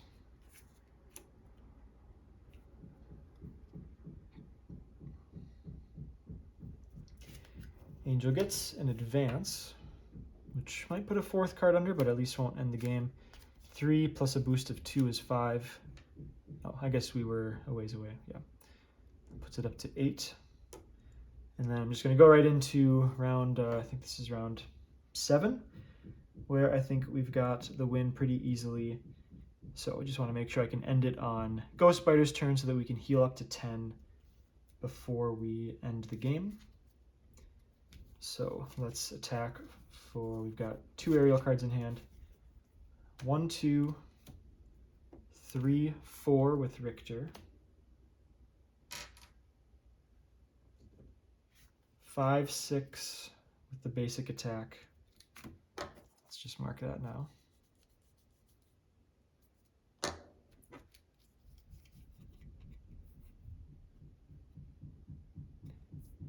Wings plus team building again for adaptive plumage. That'll do 4 plus 3 from Angel's ability for a total of 7, 24 down to 17.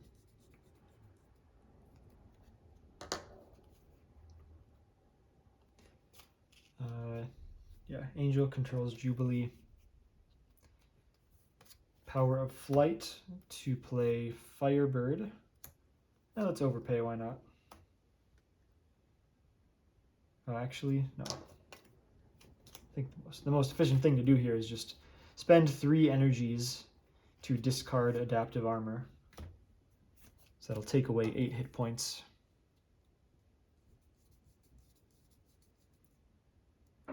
So now he's in death range of Lay the Trap. So we should be good to go there. So let's just pass it on over to Ghost Spider. Flip down, recover for 3. And then Sentinel Mark 3, thwarts for 2 on Lay the Trap, which will pop the Sentinel for 10.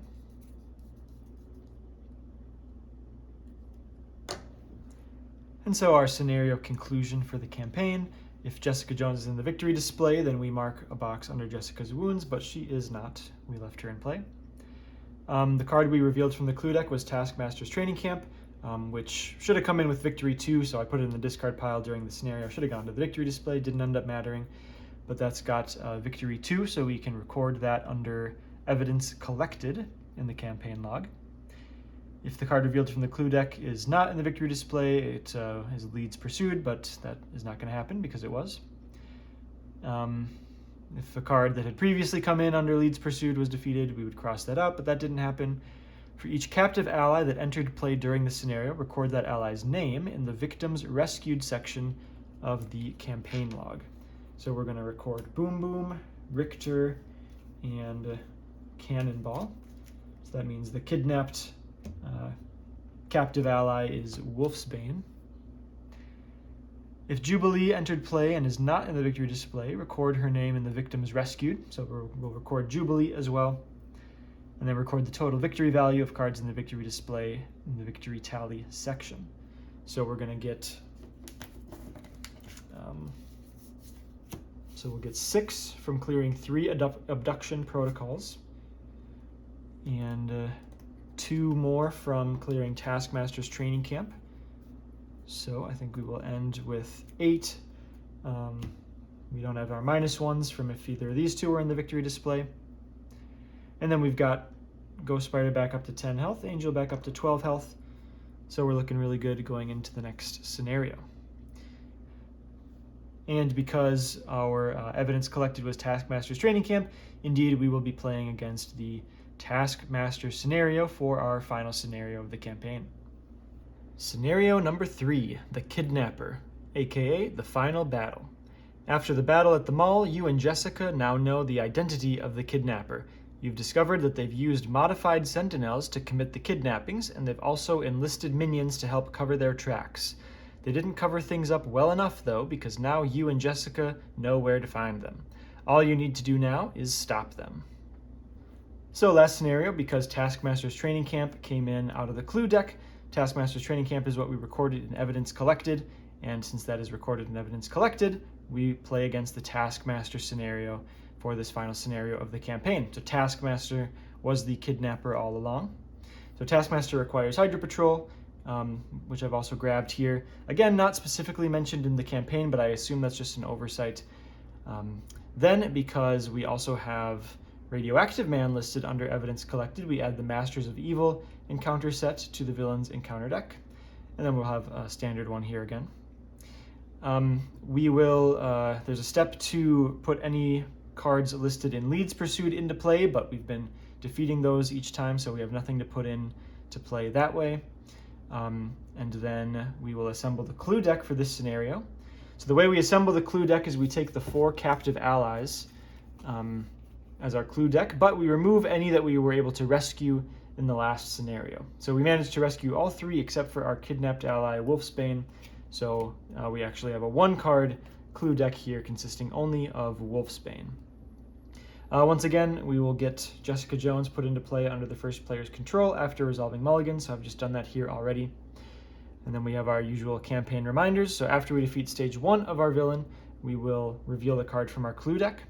One twist this time, though, is that because Wolfsbane is now Wolfsbane is who we are rescuing from the kidnapping, and we will actually lose the game if Wolfsbane leaves play at any point during the game. So the campaign guide even says, "This is Jessica's missing person. You didn't make it this far to let them get defeated now." So we will have Wolfsbane in play, and they don't count against the ally limit as well. So with that, we're ready to shuffle up and get ready for game 3. So we start here with 2 threat on the main scheme 1A. The other side here tells us to go grab Hydra Patrol. So we've got a 4 threat scheme here. When defeated, we'll have to search up some Hydra minions for each player. Taskmaster says deal each player an encounter card, so we've got that dealt already. And as a reminder, whenever we switch to hero form, we discard a card here and take damage equal to the number of boost icons on it. I'm definitely going to forget that a bunch of times here, so bear with me, but hopefully I'll remember. Resolved my mulligans, so we're ready to get into round 1. So I'm able to go double resource for team building exercise. I'm going to get out Skilled Investigator. And let's flip to hero form. Didn't get any aerial events. I kept most of the cards in my hand. I didn't mulligan because I like team building exercise with the double. Got Power of Flight and Firebird here. But still going to be an efficient turn. I need to decide if I want to use Jessica Jones here or not, or maybe even use her on a minion. I think just for now, let's team building exercise. So now I'm going to play Firebird, so the cost's going to be 1. Power of Flight's going to generate 2 resources, so I'm going to end up overpaying for this by 1. So that means she comes into play with a Firebird counter. Oh no, not a rebirth counter. And then when she would be defeated by consequential damage, we remove that rebirth counter from her instead. So I'm going to have Angel thwart for 2 on Hydra Patrol, and have Firebird thwart for 2 on Hydra Patrol. So that clears it. We each search up a Hydra minion and put it into play. The easiest one, I think, is the Hydra Regular. This is a put into play, not a reveal, so we don't have to resolve the insight. But these guys only have 2 health on them.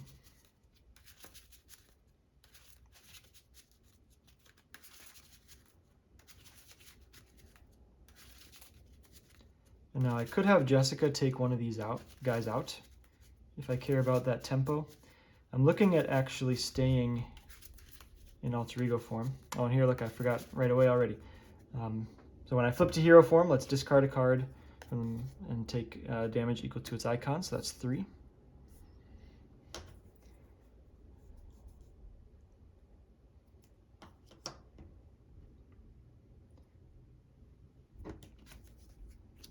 This is defeated. Skilled Investigator to draw a card. Pay the 1 for Lay the Trap. No rush on this one, but it's nice to have a side scheme out there to buff Jessica. And whenever we draw everywhere all at once, it's there. I think I'm going to need the tempo here because we've got extra encounter cards coming. So I'm going to have Jessica attack the one engaged with Angel.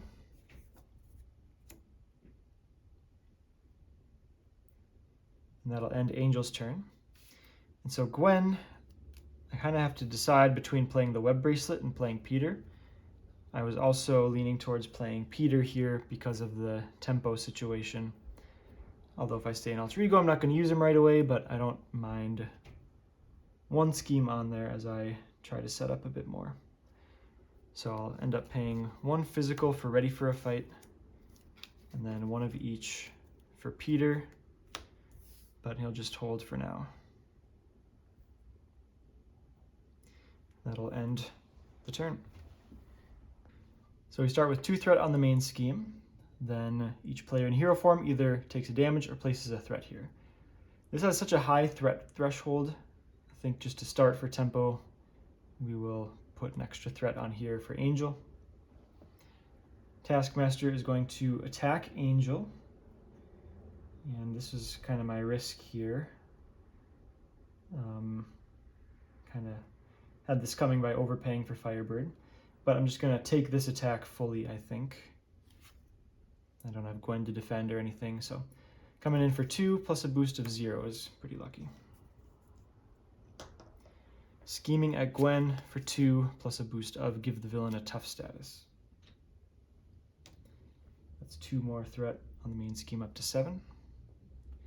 Hydra regular schemes for 1 more up to 8. Each get 1 more encounter card. Angel's got Caught Off Guard. Oh, Skilled Investigator, obvious choice there. Then Radioactive Man, no when revealed ability, but nasty when he attacks. Gwen's got Taskmaster Training Camp. After a minion enters play, give it a tough status card. And then Photographic Reflexes. This basically reflects 1 instance of damage on Taskmaster, deals it to our identity, and then we discard it.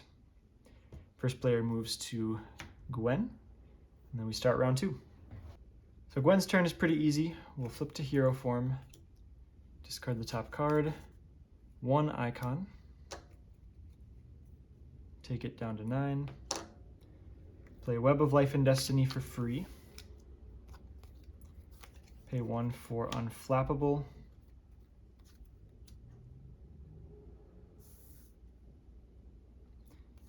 and then pay 2 for Across the Spider-Verse. So we'll exhaust Web of Life and Destiny. We'll get either Madam Web or Spider UK. So we've got Madam Web would give us 4 Web Warrior cards in play. And I think Spider UK can be really strong as well, though. I like the comfort of Madam Web here. So we've got 4 Web Warriors, so we'll look at the top 4.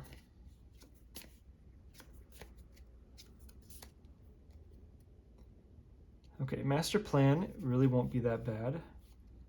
Masters of Mayhem will just make us search up a minion. Angel's Scheme. I'm probably going to end this turn in Alter Ego form with Angel is what I was looking at. This kind of just surges. And Captured by Hydra actively helps. So yeah, I don't hate any of these in particular. So I think I want to keep them all because 2 are going to be boosts and they're all boost of 2. I think I like Captured by Hydra best and Master Plan. But we want Master Plan to come first so that it doesn't add more to Captured by Hydra. So I'm going to keep them all and keep them on top in that order. All right, now to dish out some damage. So let's have Ghost Spider attack the Hydra regular for 2. Peter will attack Radioactive Man for 2, which readies Ghost Spider. Will attack Radioactive Man for another 2. We've got a lot of thwarting over here with Angel, so of course we want to clear this, but just who is going to do it? I guess Madam Web might as well. Yeah, Vivian's got a nice attack to finish off Radioactive Man. Yeah, we'll thwart for 2 with Madam Web on Taskmaster's Training Camp. That'll end Ghost Spider's turn. A little resource heavy, but Avian Anatomy helps out a lot to let us play Yaw and Roll twice. So we'll start by thwarting Taskmaster's Training Camp for 2. Oh, and I don't have Skilled Investigator anymore to draw. But then after thwarting, we'll Avian Anatomy, Yaw, and Roll. So yaw and roll will come back to hand. 3 threat off the main scheme. Angel says draw a card. Ooh, that's, yeah, probably just play it here.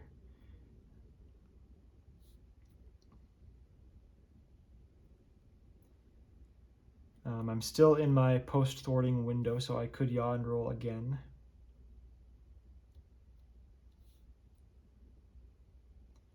Just looking forward here, I can double everywhere all at once, double Vivian. It's a little awkward that team building exercise can't pay for yaw and roll. Could keep everywhere all at once for next turn because we know that we're going to get an extra side scheme out. Vivian, I want to play Vivian because it finishes off Radioactive Man, even though her ability doesn't really do anything. Okay, so I'll just be resource efficient here then. Not going to play the yaw and roll again. Pay 2 for Vivian.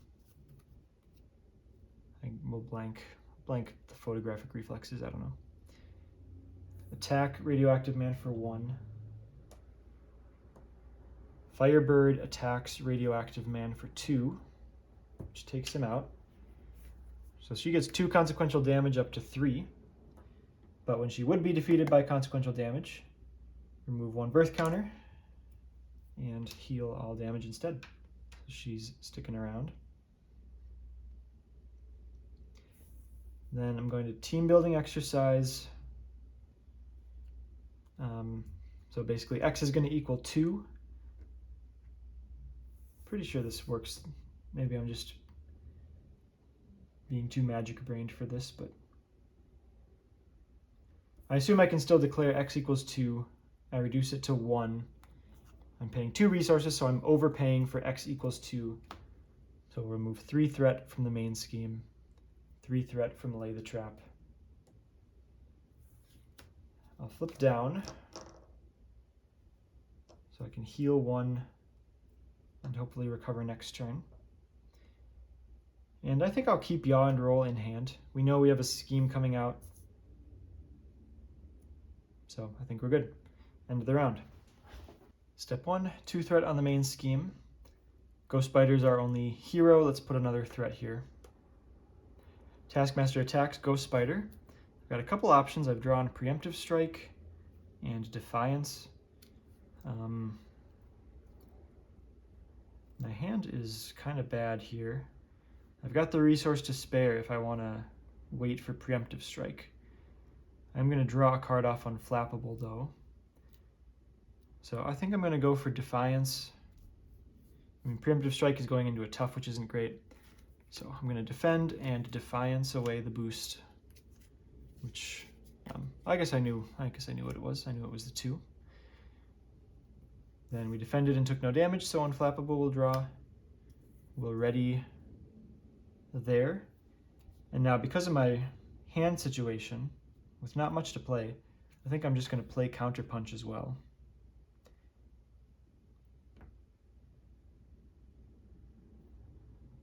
Yep. So I'm just going to play it. It would deal 2 damage. Photographic Reflexes interrupts when a player attacks. So tough comes into effect when it would take damage, so that doesn't happen here. So we'll prevent the damage from that, deal an equal amount of damage to that player's identity, so we'll take 2. Oh wait, I blanked it until the end of the round, didn't I? No, well maybe not. We'll just get rid of the tough.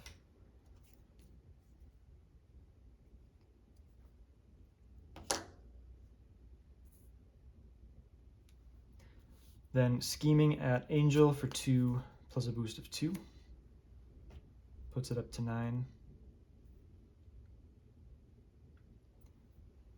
Then we've got Master Plan, which will add 4 threat to Lay the Trap. Let's do 1, 2, 3, 4, up to 7. And then Captured by Hydra. First player passes to Angel. And here comes round 3. So starting with Angel, I'm going to pay 1 to get Weapon X into play. We'll heal 1 and then take 1 to use Weapon X.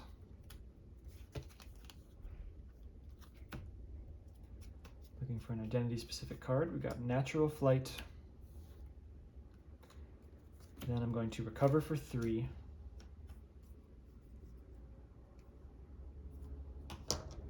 Flip to hero form. Discard a card from the top.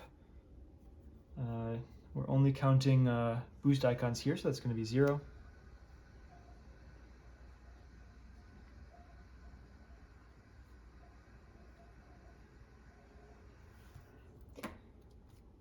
And, okay, sorry, I need to think again. So the way it works out, I think I'd rather overpay on 2 schemes than pay x equals 3 to hit 3 schemes. So we're going to team building again, paying 2 resources.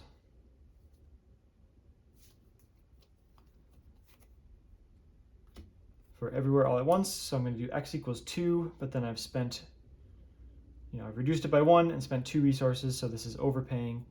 3 threat off captured by Hydra, 3 threat off the main scheme.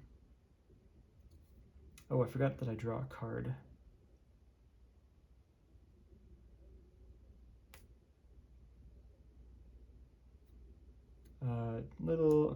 Small little change. I'm going to spend Yaw and Roll instead of Natural Flight. I want 1 of each resource type in hand because I don't know what captive ally I'm going to get. So spent 2. Okay, so we overpaid there, 3 off there, 3 off there. Angel draws a card. Ooh, and that's even a wild resource depending on what we get. Let's have Firebird thwart to finish captured by Hydra. So now we get a random of our set aside captive allies.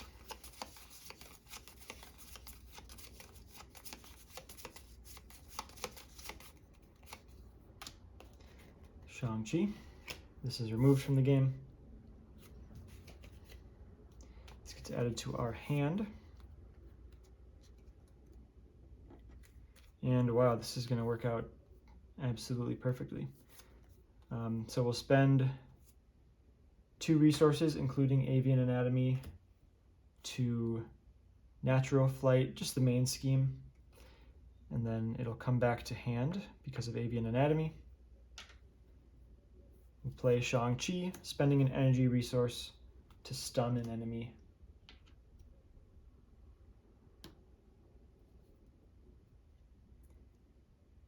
And let's just keep pushing. So let's have Vivian. Oh, is it? Ah, she can block. So we'll have Shang-Chi attack Taskmaster. It'll get reflected at us. Take 2, down to 9.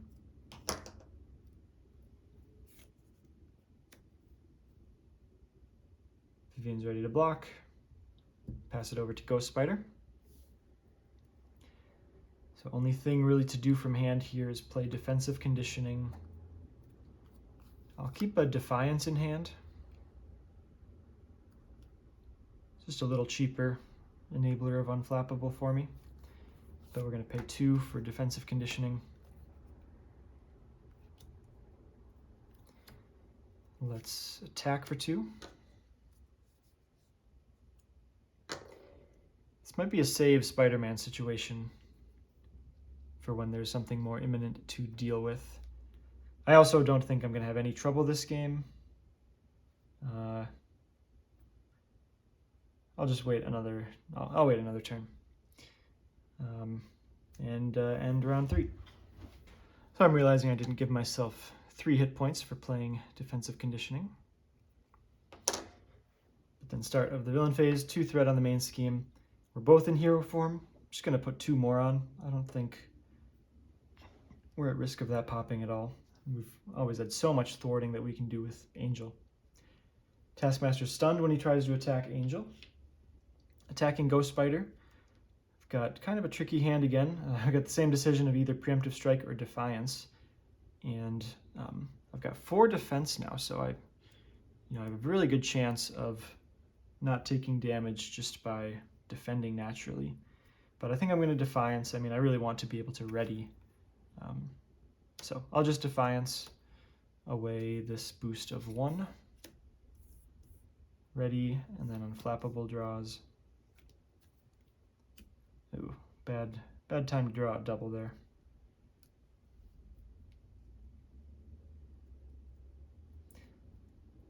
All right, encounter card to Angel is going to be Shadow of the Past.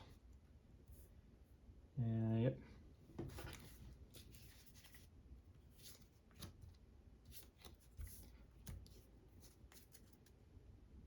And so when Harpoon is revealed, technically he's revealed before we've shuffled the rest of this in here. Oh no, sorry, discard from our deck. Discard cards from the top of your deck until you discard an event. Take indirect damage equal to that event's printed cost. So we got Adaptive Plumage, 3 indirect damage. I'll take it all myself. After a friendly character takes any amount of damage, exhaust that character from Hook, Line, and Sinker. Angel's got a tough nemesis set there.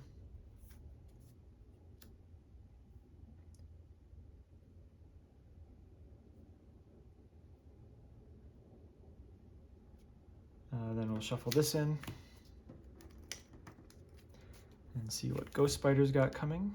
Another Captured by Hydra. Shuffle that off camera, pass here, and get ready for round 4. So Ghost Spider's hand is not looking great, so I'm actually going to draw off a web here at the start. So we'll have Madam Web, thwart for 2. Let's go Captured by Hydra. She'll die to consequential damage. I'll choose myself to draw off the web. Yeah, not good. So really, best I can do here, well, let's activate a little bit. Attack Harpoon for 2.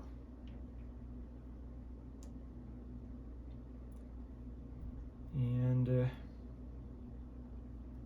yep, I'll attack for 2 with Peter as well. Ready, Ghost Spider, attack for 2 again, so it's 4 more damage to Harpoon. Flip down, so I'm going to play George and use him a bunch of times. So Peter's paying 1 for George. Exhaust him to attach Pirouette and Punch. Gwen's ability to ready George. Exhaust him to tuck Preemptive Strike. And then I'll Parental Guidance to attach 1 event from hand or discard face down to George. So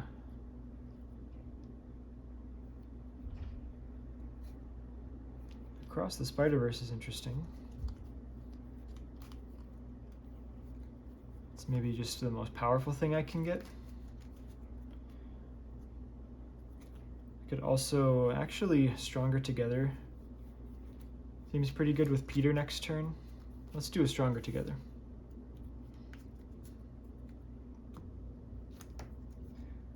And I'll keep a double resource.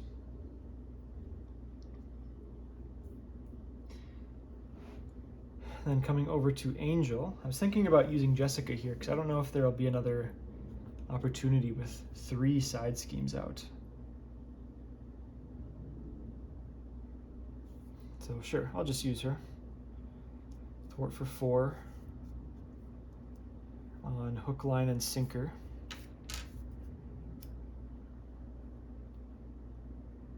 If I want to clear Captured by Hydra now, I am at full allies, but I could just say goodbye to Vivian, most likely, or Firebird, kind of the same.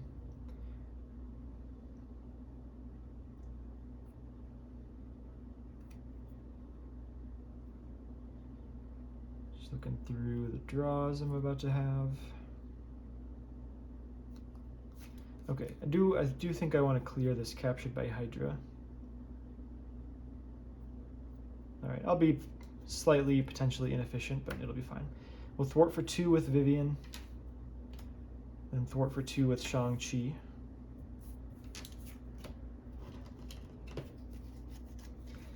I'm just not wanting to spend anything yet because I've still got physical and mental resources in hand.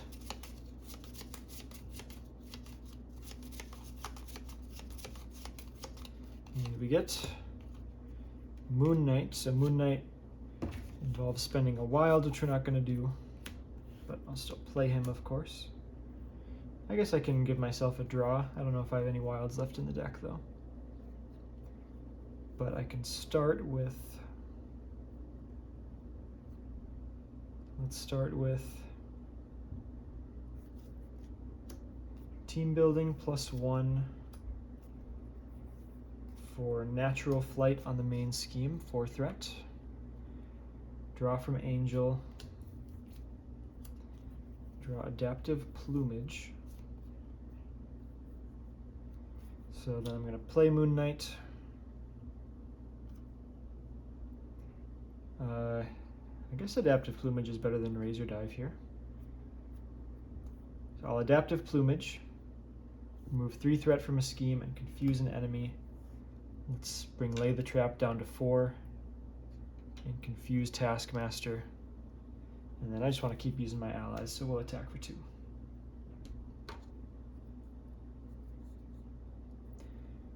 Flip down, heal 1, and end the round. Okay, step 1 of the villain phase, 2 threat on the main scheme. Neither character in hero form. Taskmaster's confused against Gwen, schemes against Angel for 2, plus a boost of 2. Puts us, adds 4 from 4 up to 8. Card for Gwen is Taskmaster's Sword, giving him +1 attack. Card for Angel is Hydra Hunter. Angel will be the first player of round 5. Okay, so the outcome is kind of a foregone conclusion here, so I'm going to start not caring about playing optimally as much, just to keep things moving along. When heal 1, take 1 for Weapon X. I counted there should be still 2 identity-specific cards left here. Ooh, and we even get Worthington Industries. Maybe I'll just play that right here. Pay 1 for Worthington Industries. Shuffle an aerial card from discard into deck, and then draw a card. Let's just get attacks, I think. Let's get Razor Dive.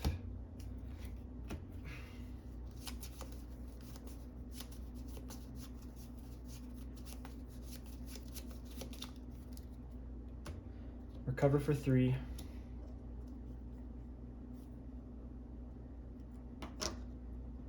Flip, discard 2 boost icons, take 2.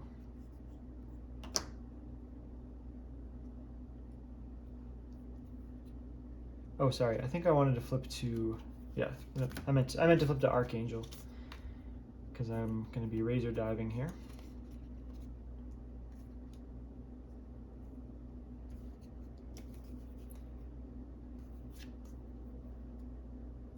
Oh, do I not quite have enough for razor dive?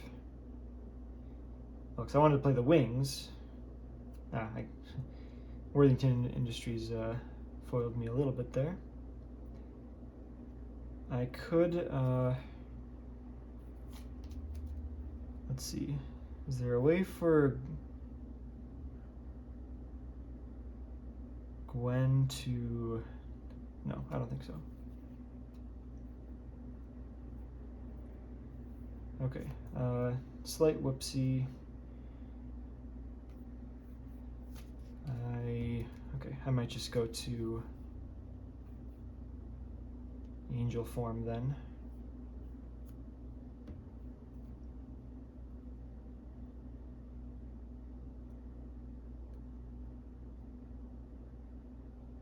Okay, sorry for thinking a little bit.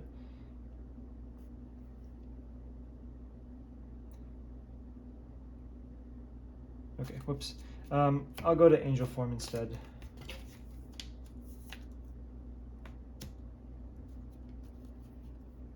So I am still going to play the wings, because they just give us total lockdown.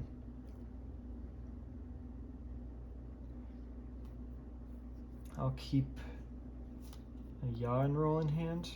I don't know. Play the wings, pay 3.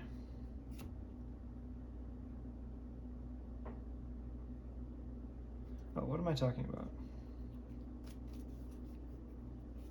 No. We'll go to Archangel form. Forgot about team building exercise. Go to Archangel. Pay 3, keeping Razor Dive in hand for the wings. Reduce cost by 2, reduce cost by 1 more. Razor Dive, Taskmaster for 6. Archangel's ability, deal 3 to the Hydra Hunter. And then Moon Knight will, let's have him thwart for 2.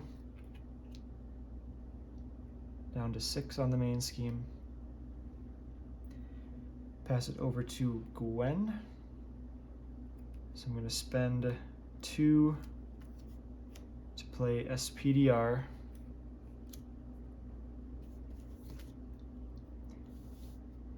Use Gwen's ability to shuffle ticket back in the deck.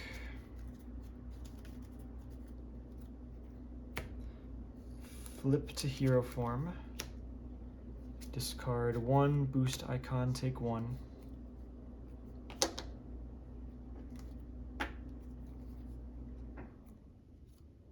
Yeah, I really don't care about discarding the sword at all. Just attack for 2. Peter attacks for 2. Play the Stronger Together that's under George to prevent the consequential damage. I said attack, let's just thwart for 2. Ready, attack for 2.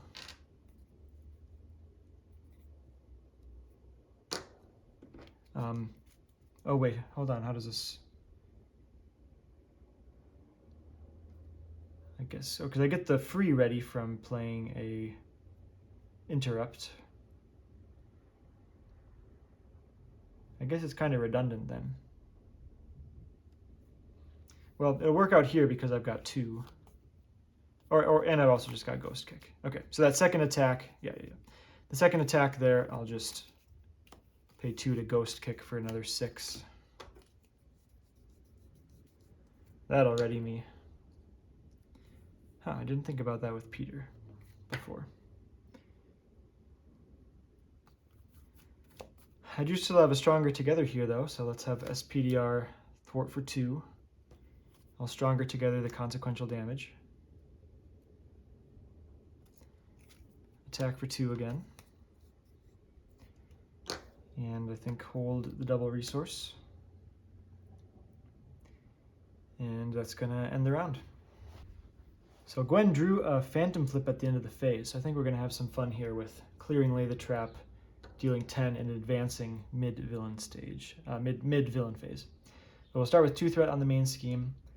We're both in hero form. Let's each add 1 more threat. Taskmaster is going to attack Archangel. Got several allies who are ready to block. Counter argument against Phantom Flip is that it's the only one of these I can play during the player phase, so I guess I hold on to that. Got a Defiance, I've got a Pirouette and Punch. Still looking for my other web bracelet. Let's let an ally block this one. I guess I didn't. Would have been nice. I should have thought about getting one of these defeated before my reshuffle. But let's have Shang-Chi defend for Archangel. Attack comes in for 3 + 1.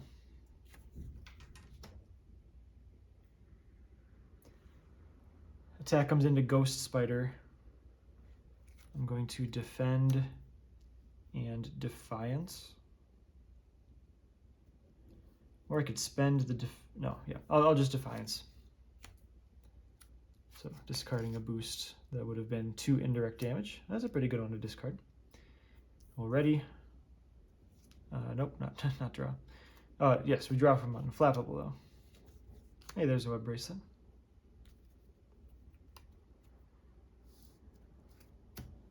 Okay, so yeah, Archangel went through his deck, so he's got an extra encounter card. Let's see what we've got. Captured by Hydra, number 3. Mimicry. Discard the top 5 cards of your deck. If an attack card was discarded this way, Taskmaster attacks you. Alright, Adaptive Plumage is an attack, so Taskmaster is going to attack. And I've still just got allies for days, so I'm going to block. One thing I want to think about a bit is if I block with Peter, he gets back in the deck for the next reshuffle.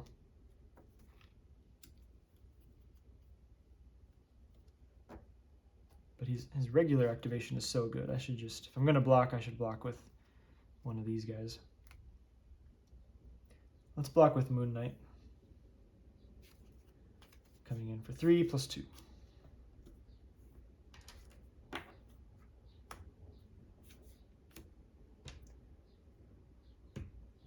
Then Gwen has Under Fire. So Pirouette and Punch only stops when revealed. I think I'm not going to use it yet. I've also got plenty of good things to play from hand.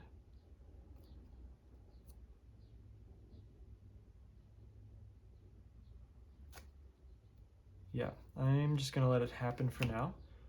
So when revealed is Advance. That's fine. 2 plus a boost of, if you're in hero form, take 1 damage. And then the Surge on Under Fire is Hunted by Hydra. Insight 1.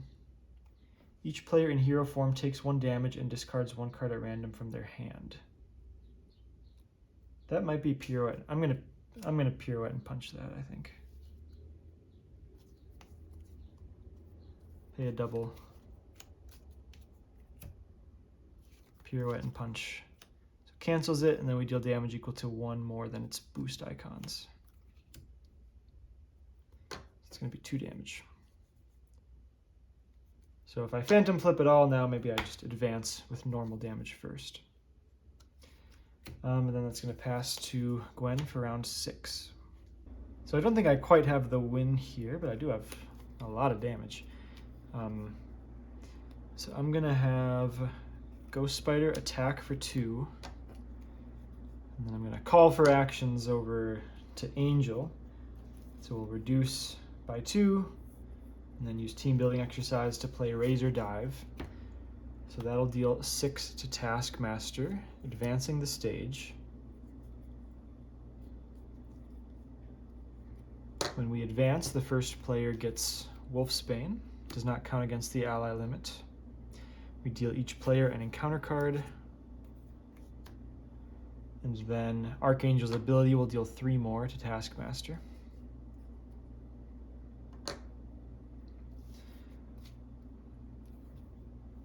Going to pay a double to Phantom Flip Captured by Hydra.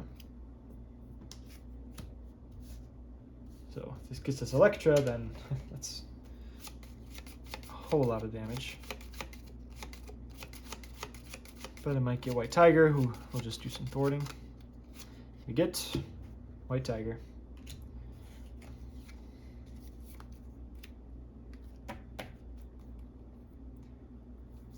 So I would like to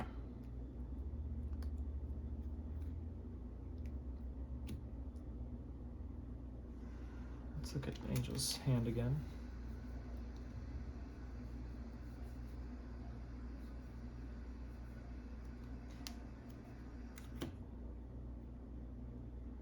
Oh, did I not even? Oh, I used Stronger Together for SPDR last time. So I can just play. I mean, I could just skip White Tiger. Well, White Tiger is not really any worse than Silk would be.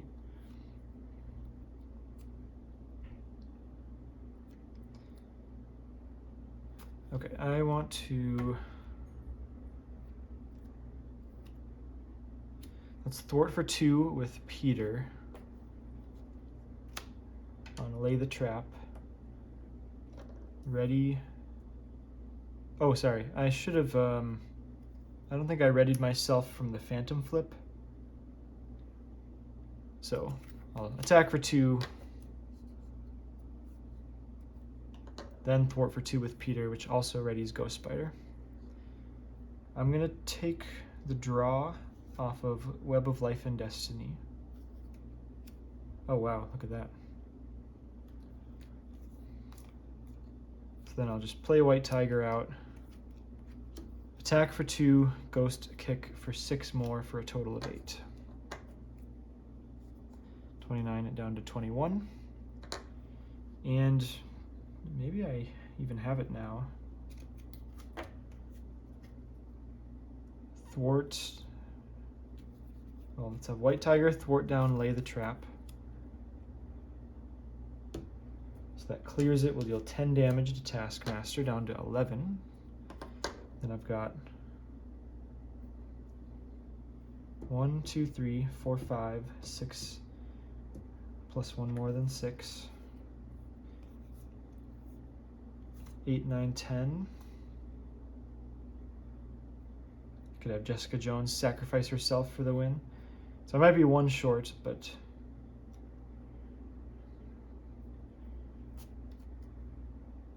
okay. I'm going to be 1 short here, but we'll basically win immediately with preemptive strike. So let's get oh wait, if I don't play Sentry and I play Metamorphosis, no, that doesn't, because I've already used my bonus there. Well, I can Worthington Industries and see what I draw. Oh wait, no, sorry. It's shuffle no matter what, draw if you're alter ego. So, okay, I'll just play Sentry. Search the encounter deck for a side scheme and reveal it. Could be out, I suppose, but we've got Masters of Evil. When revealed, discard the cards from the top of the counter deck until a Masters of Evil minion is discarded. Put it into play engaged with the first player.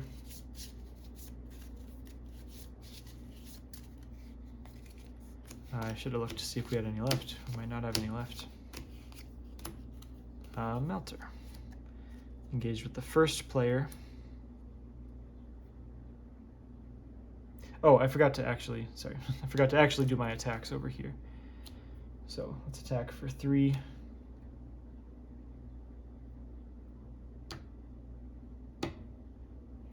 Four, 5, 6.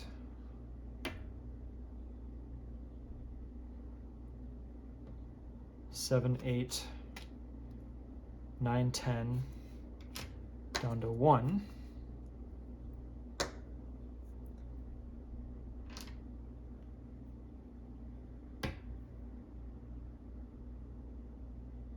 And end the turn. Just gonna go straight into it here since this is probably the last bit of the video. Oh, we've even got aerial agility here. That's another fun way we can end it.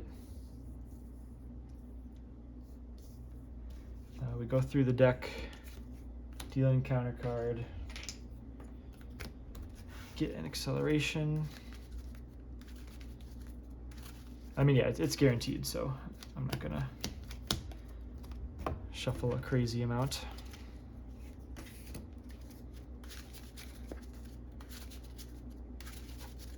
I might have forgotten this acceleration last time. But we'll put 1, 2, 3, 4, 5 threat on the main scheme. Up from 9 to 14. We're both in hero form. Let's both take a damage.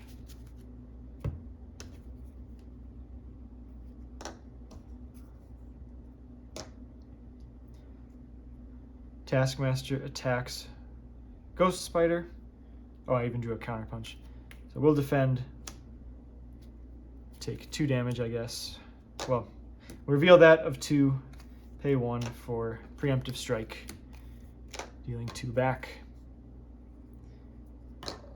For the win.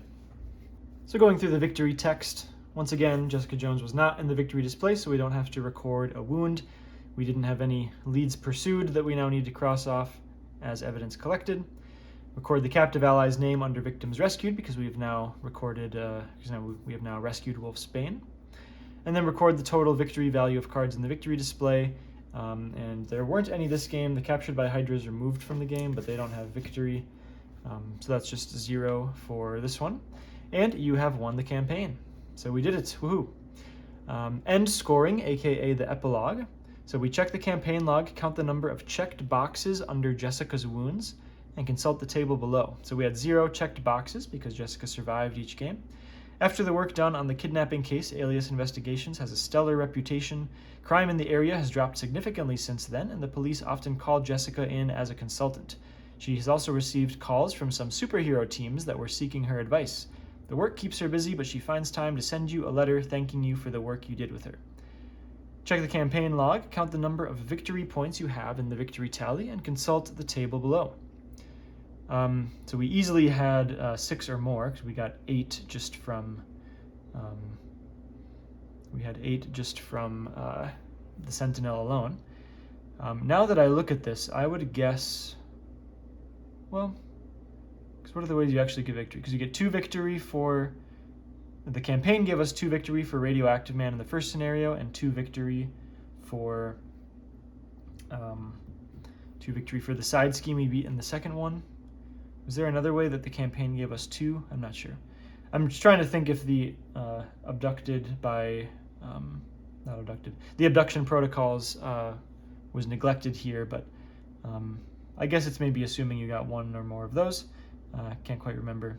But we easily got 6 or more. I think we got the max possible. I should have checked here.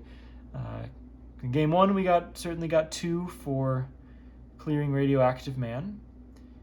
And then we got 8 in scenario 2, so we have at least 10. So we got the Super Sleuth designation for having 6 or more victory. You are a top-tier solver of mysteries. If you ever get tired of being a superhero, you could find some success opening your own investigations business. And that wraps up the campaign. Okay, so yep, a pretty flawless campaign there. Maximum victory. No wounds on Jessica. So let me collect my thoughts here, and then I'll give my review of the campaign overall. All right, so now I'm going to share my closing thoughts on the campaign Alias Investigations by Christian Fecteau. This is the first one of these I'm reviewing, so I don't have a good comparison yet to judge respective to the others, but I'll give my initial impressions, and by the end of the series, I might have some better informed thoughts.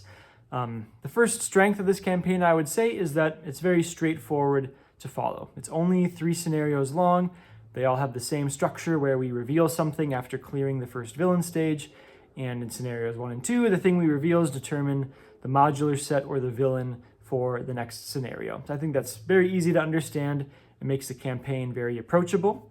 I also enjoyed the narrative through line involving Jessica Jones. It was very clear how the campaign was telling the story of us conducting this investigation into the kidnapping. We learned more about the kidnapper and their accomplices throughout the campaign, which was connected to the mechanics of revealing the cards from the clue deck, and then we saved the person at the end. I thought that was all very satisfying and worked well. Mechanically, I'm just a fan of campaigns that have some kind of sliding success meter. So we saw that in this campaign in the form of both victory points and Jessica's wounds. So I like when there are things that you don't necessarily need to do to win the game, but so for example, clearing the encounter card that came from the clue deck in scenarios 1 and 2, or keeping Jessica alive in the case of Jessica's wounds. But if you are able to do those things, it gives you a better score at the end, so you have a more nuanced indicator of success than simply whether you won or lost. And now, as I played it here, I didn't quite play it at a high enough difficulty to force me to make those kinds of decisions, but you can get to interesting cases potentially where you sacrifice Jessica so that you can clear the thing you need to clear to not die, or do you try to keep her in play and try to go for the higher score victory? I tend to like those kinds of decisions, and so this campaign had something I liked there. Switching to what I might do differently with the campaign, it's just my personal taste. I think I would generally prefer to see more complexity, more kind of novel game situations that the campaign would create. I totally admit that simplicity and creativity / complexity kind of compete against each other, because anything that makes the scenario more complex or interesting is also necessarily going to make it less simple. So kind of just have to pick where you want to design these. So I'm not saying it's a bad thing that Christian dialed it in at the complexity level that he did, but I think I'm more likely to enjoy a scenario that introduces more unique mechanical elements to the game, or adds more mechanical connection between the scenarios with form of upgrades or things you start the game with in play, things like that. So for example, like just with this campaign, I think the premise of starting each game with Jessica Jones in play can have a lot of fun implications for scenarios because of like the side scheme mechanical interaction. So like for one thing, we could just have, what if we had more scenarios, or each scenario had just more side scheme heavy encounter decks, or just start the game with pulling some extra side schemes out, maybe even put an extra threat on them, I don't know, so that buff that Jessica Jones gets for each side scheme in play just becomes more relevant. And we got some of that in the second scenario, because Project Wide Awake, you get the mutants at the mall side scheme and 1 copy of Abduction Protocols out at the start of the game. So that was kind of a fun start, and I can imagine having all these side schemes out, and you've designed your deck to play this campaign, so you can kind of abuse Jessica Jones in that way. And I think there's a lot of fun that can be had there. Another option, with having kind of a permanent ally that starts and play each game is like, what if we had a mission type side scheme each scenario? It doesn't even have to be from the same scenario necessarily. It could come from one of the campaign mechanics from one of the box expansions. But how about like a mission side scheme that's optional, but if we complete it, then we start each future scenario with like a sidearm attached to Jessica, or a reinforced suit attached to Jessica. I think something like that could be really interesting, and lean into the campaign medium where we expect some level of progression or continuity between the individual scenarios. So I know those things can be really hard to balance. It's obviously a lot easier for me to say that as a person who played through the campaign, as opposed to someone who's designed it, someone who has to design it. But I think there can be interesting things there to implement. It's the kind of tool that we can access in campaigns that just makes it unique from standalone scenarios. Another thing that's not objectively incorrect, but I do want to call it out, is so in the first scenario, there's the three different modular sets that you can reveal from the clue deck, and which is then included in the second and third scenarios. And I ended up with Masters of Evil, which is like leagues easier than the Mystique or Legions of Hydra modular sets. So if the goal is to make them all balanced, it's not accomplishing that. But it's not objectively wrong, because sometimes you play through the campaign, you'll roll a Mystique, and then your victory is sweeter at the end because you played it on a harder mode. Like it just changes how much you might have to sweat through the scenario. Like winning with the Mystique modular set, with maybe some victory points missed, might be just as much of an accomplishment as winning with the Masters of Evil with full victory points. So that's something I thought to call out. And then when I do these reviews, I want to comment on the scenario choices as well. So the scenario starts with Rhino. Rhino is an extremely popular choice for these campaigns because he's a pretty blank slate for whatever narrative you want to drive. His main scheme is called the break-in. He can be breaking into anything to steal something, to kidnap someone. So a lot of people use Rhino in their campaigns. So I'd probably prefer to play something different. I've played a lot of Rhino over the years, given that he was in the core set. Second scenario, Project Wide Awake, is great. I think that's a really interesting one, and I think it was weaved in to this scenario in a way that made sense with the narrative.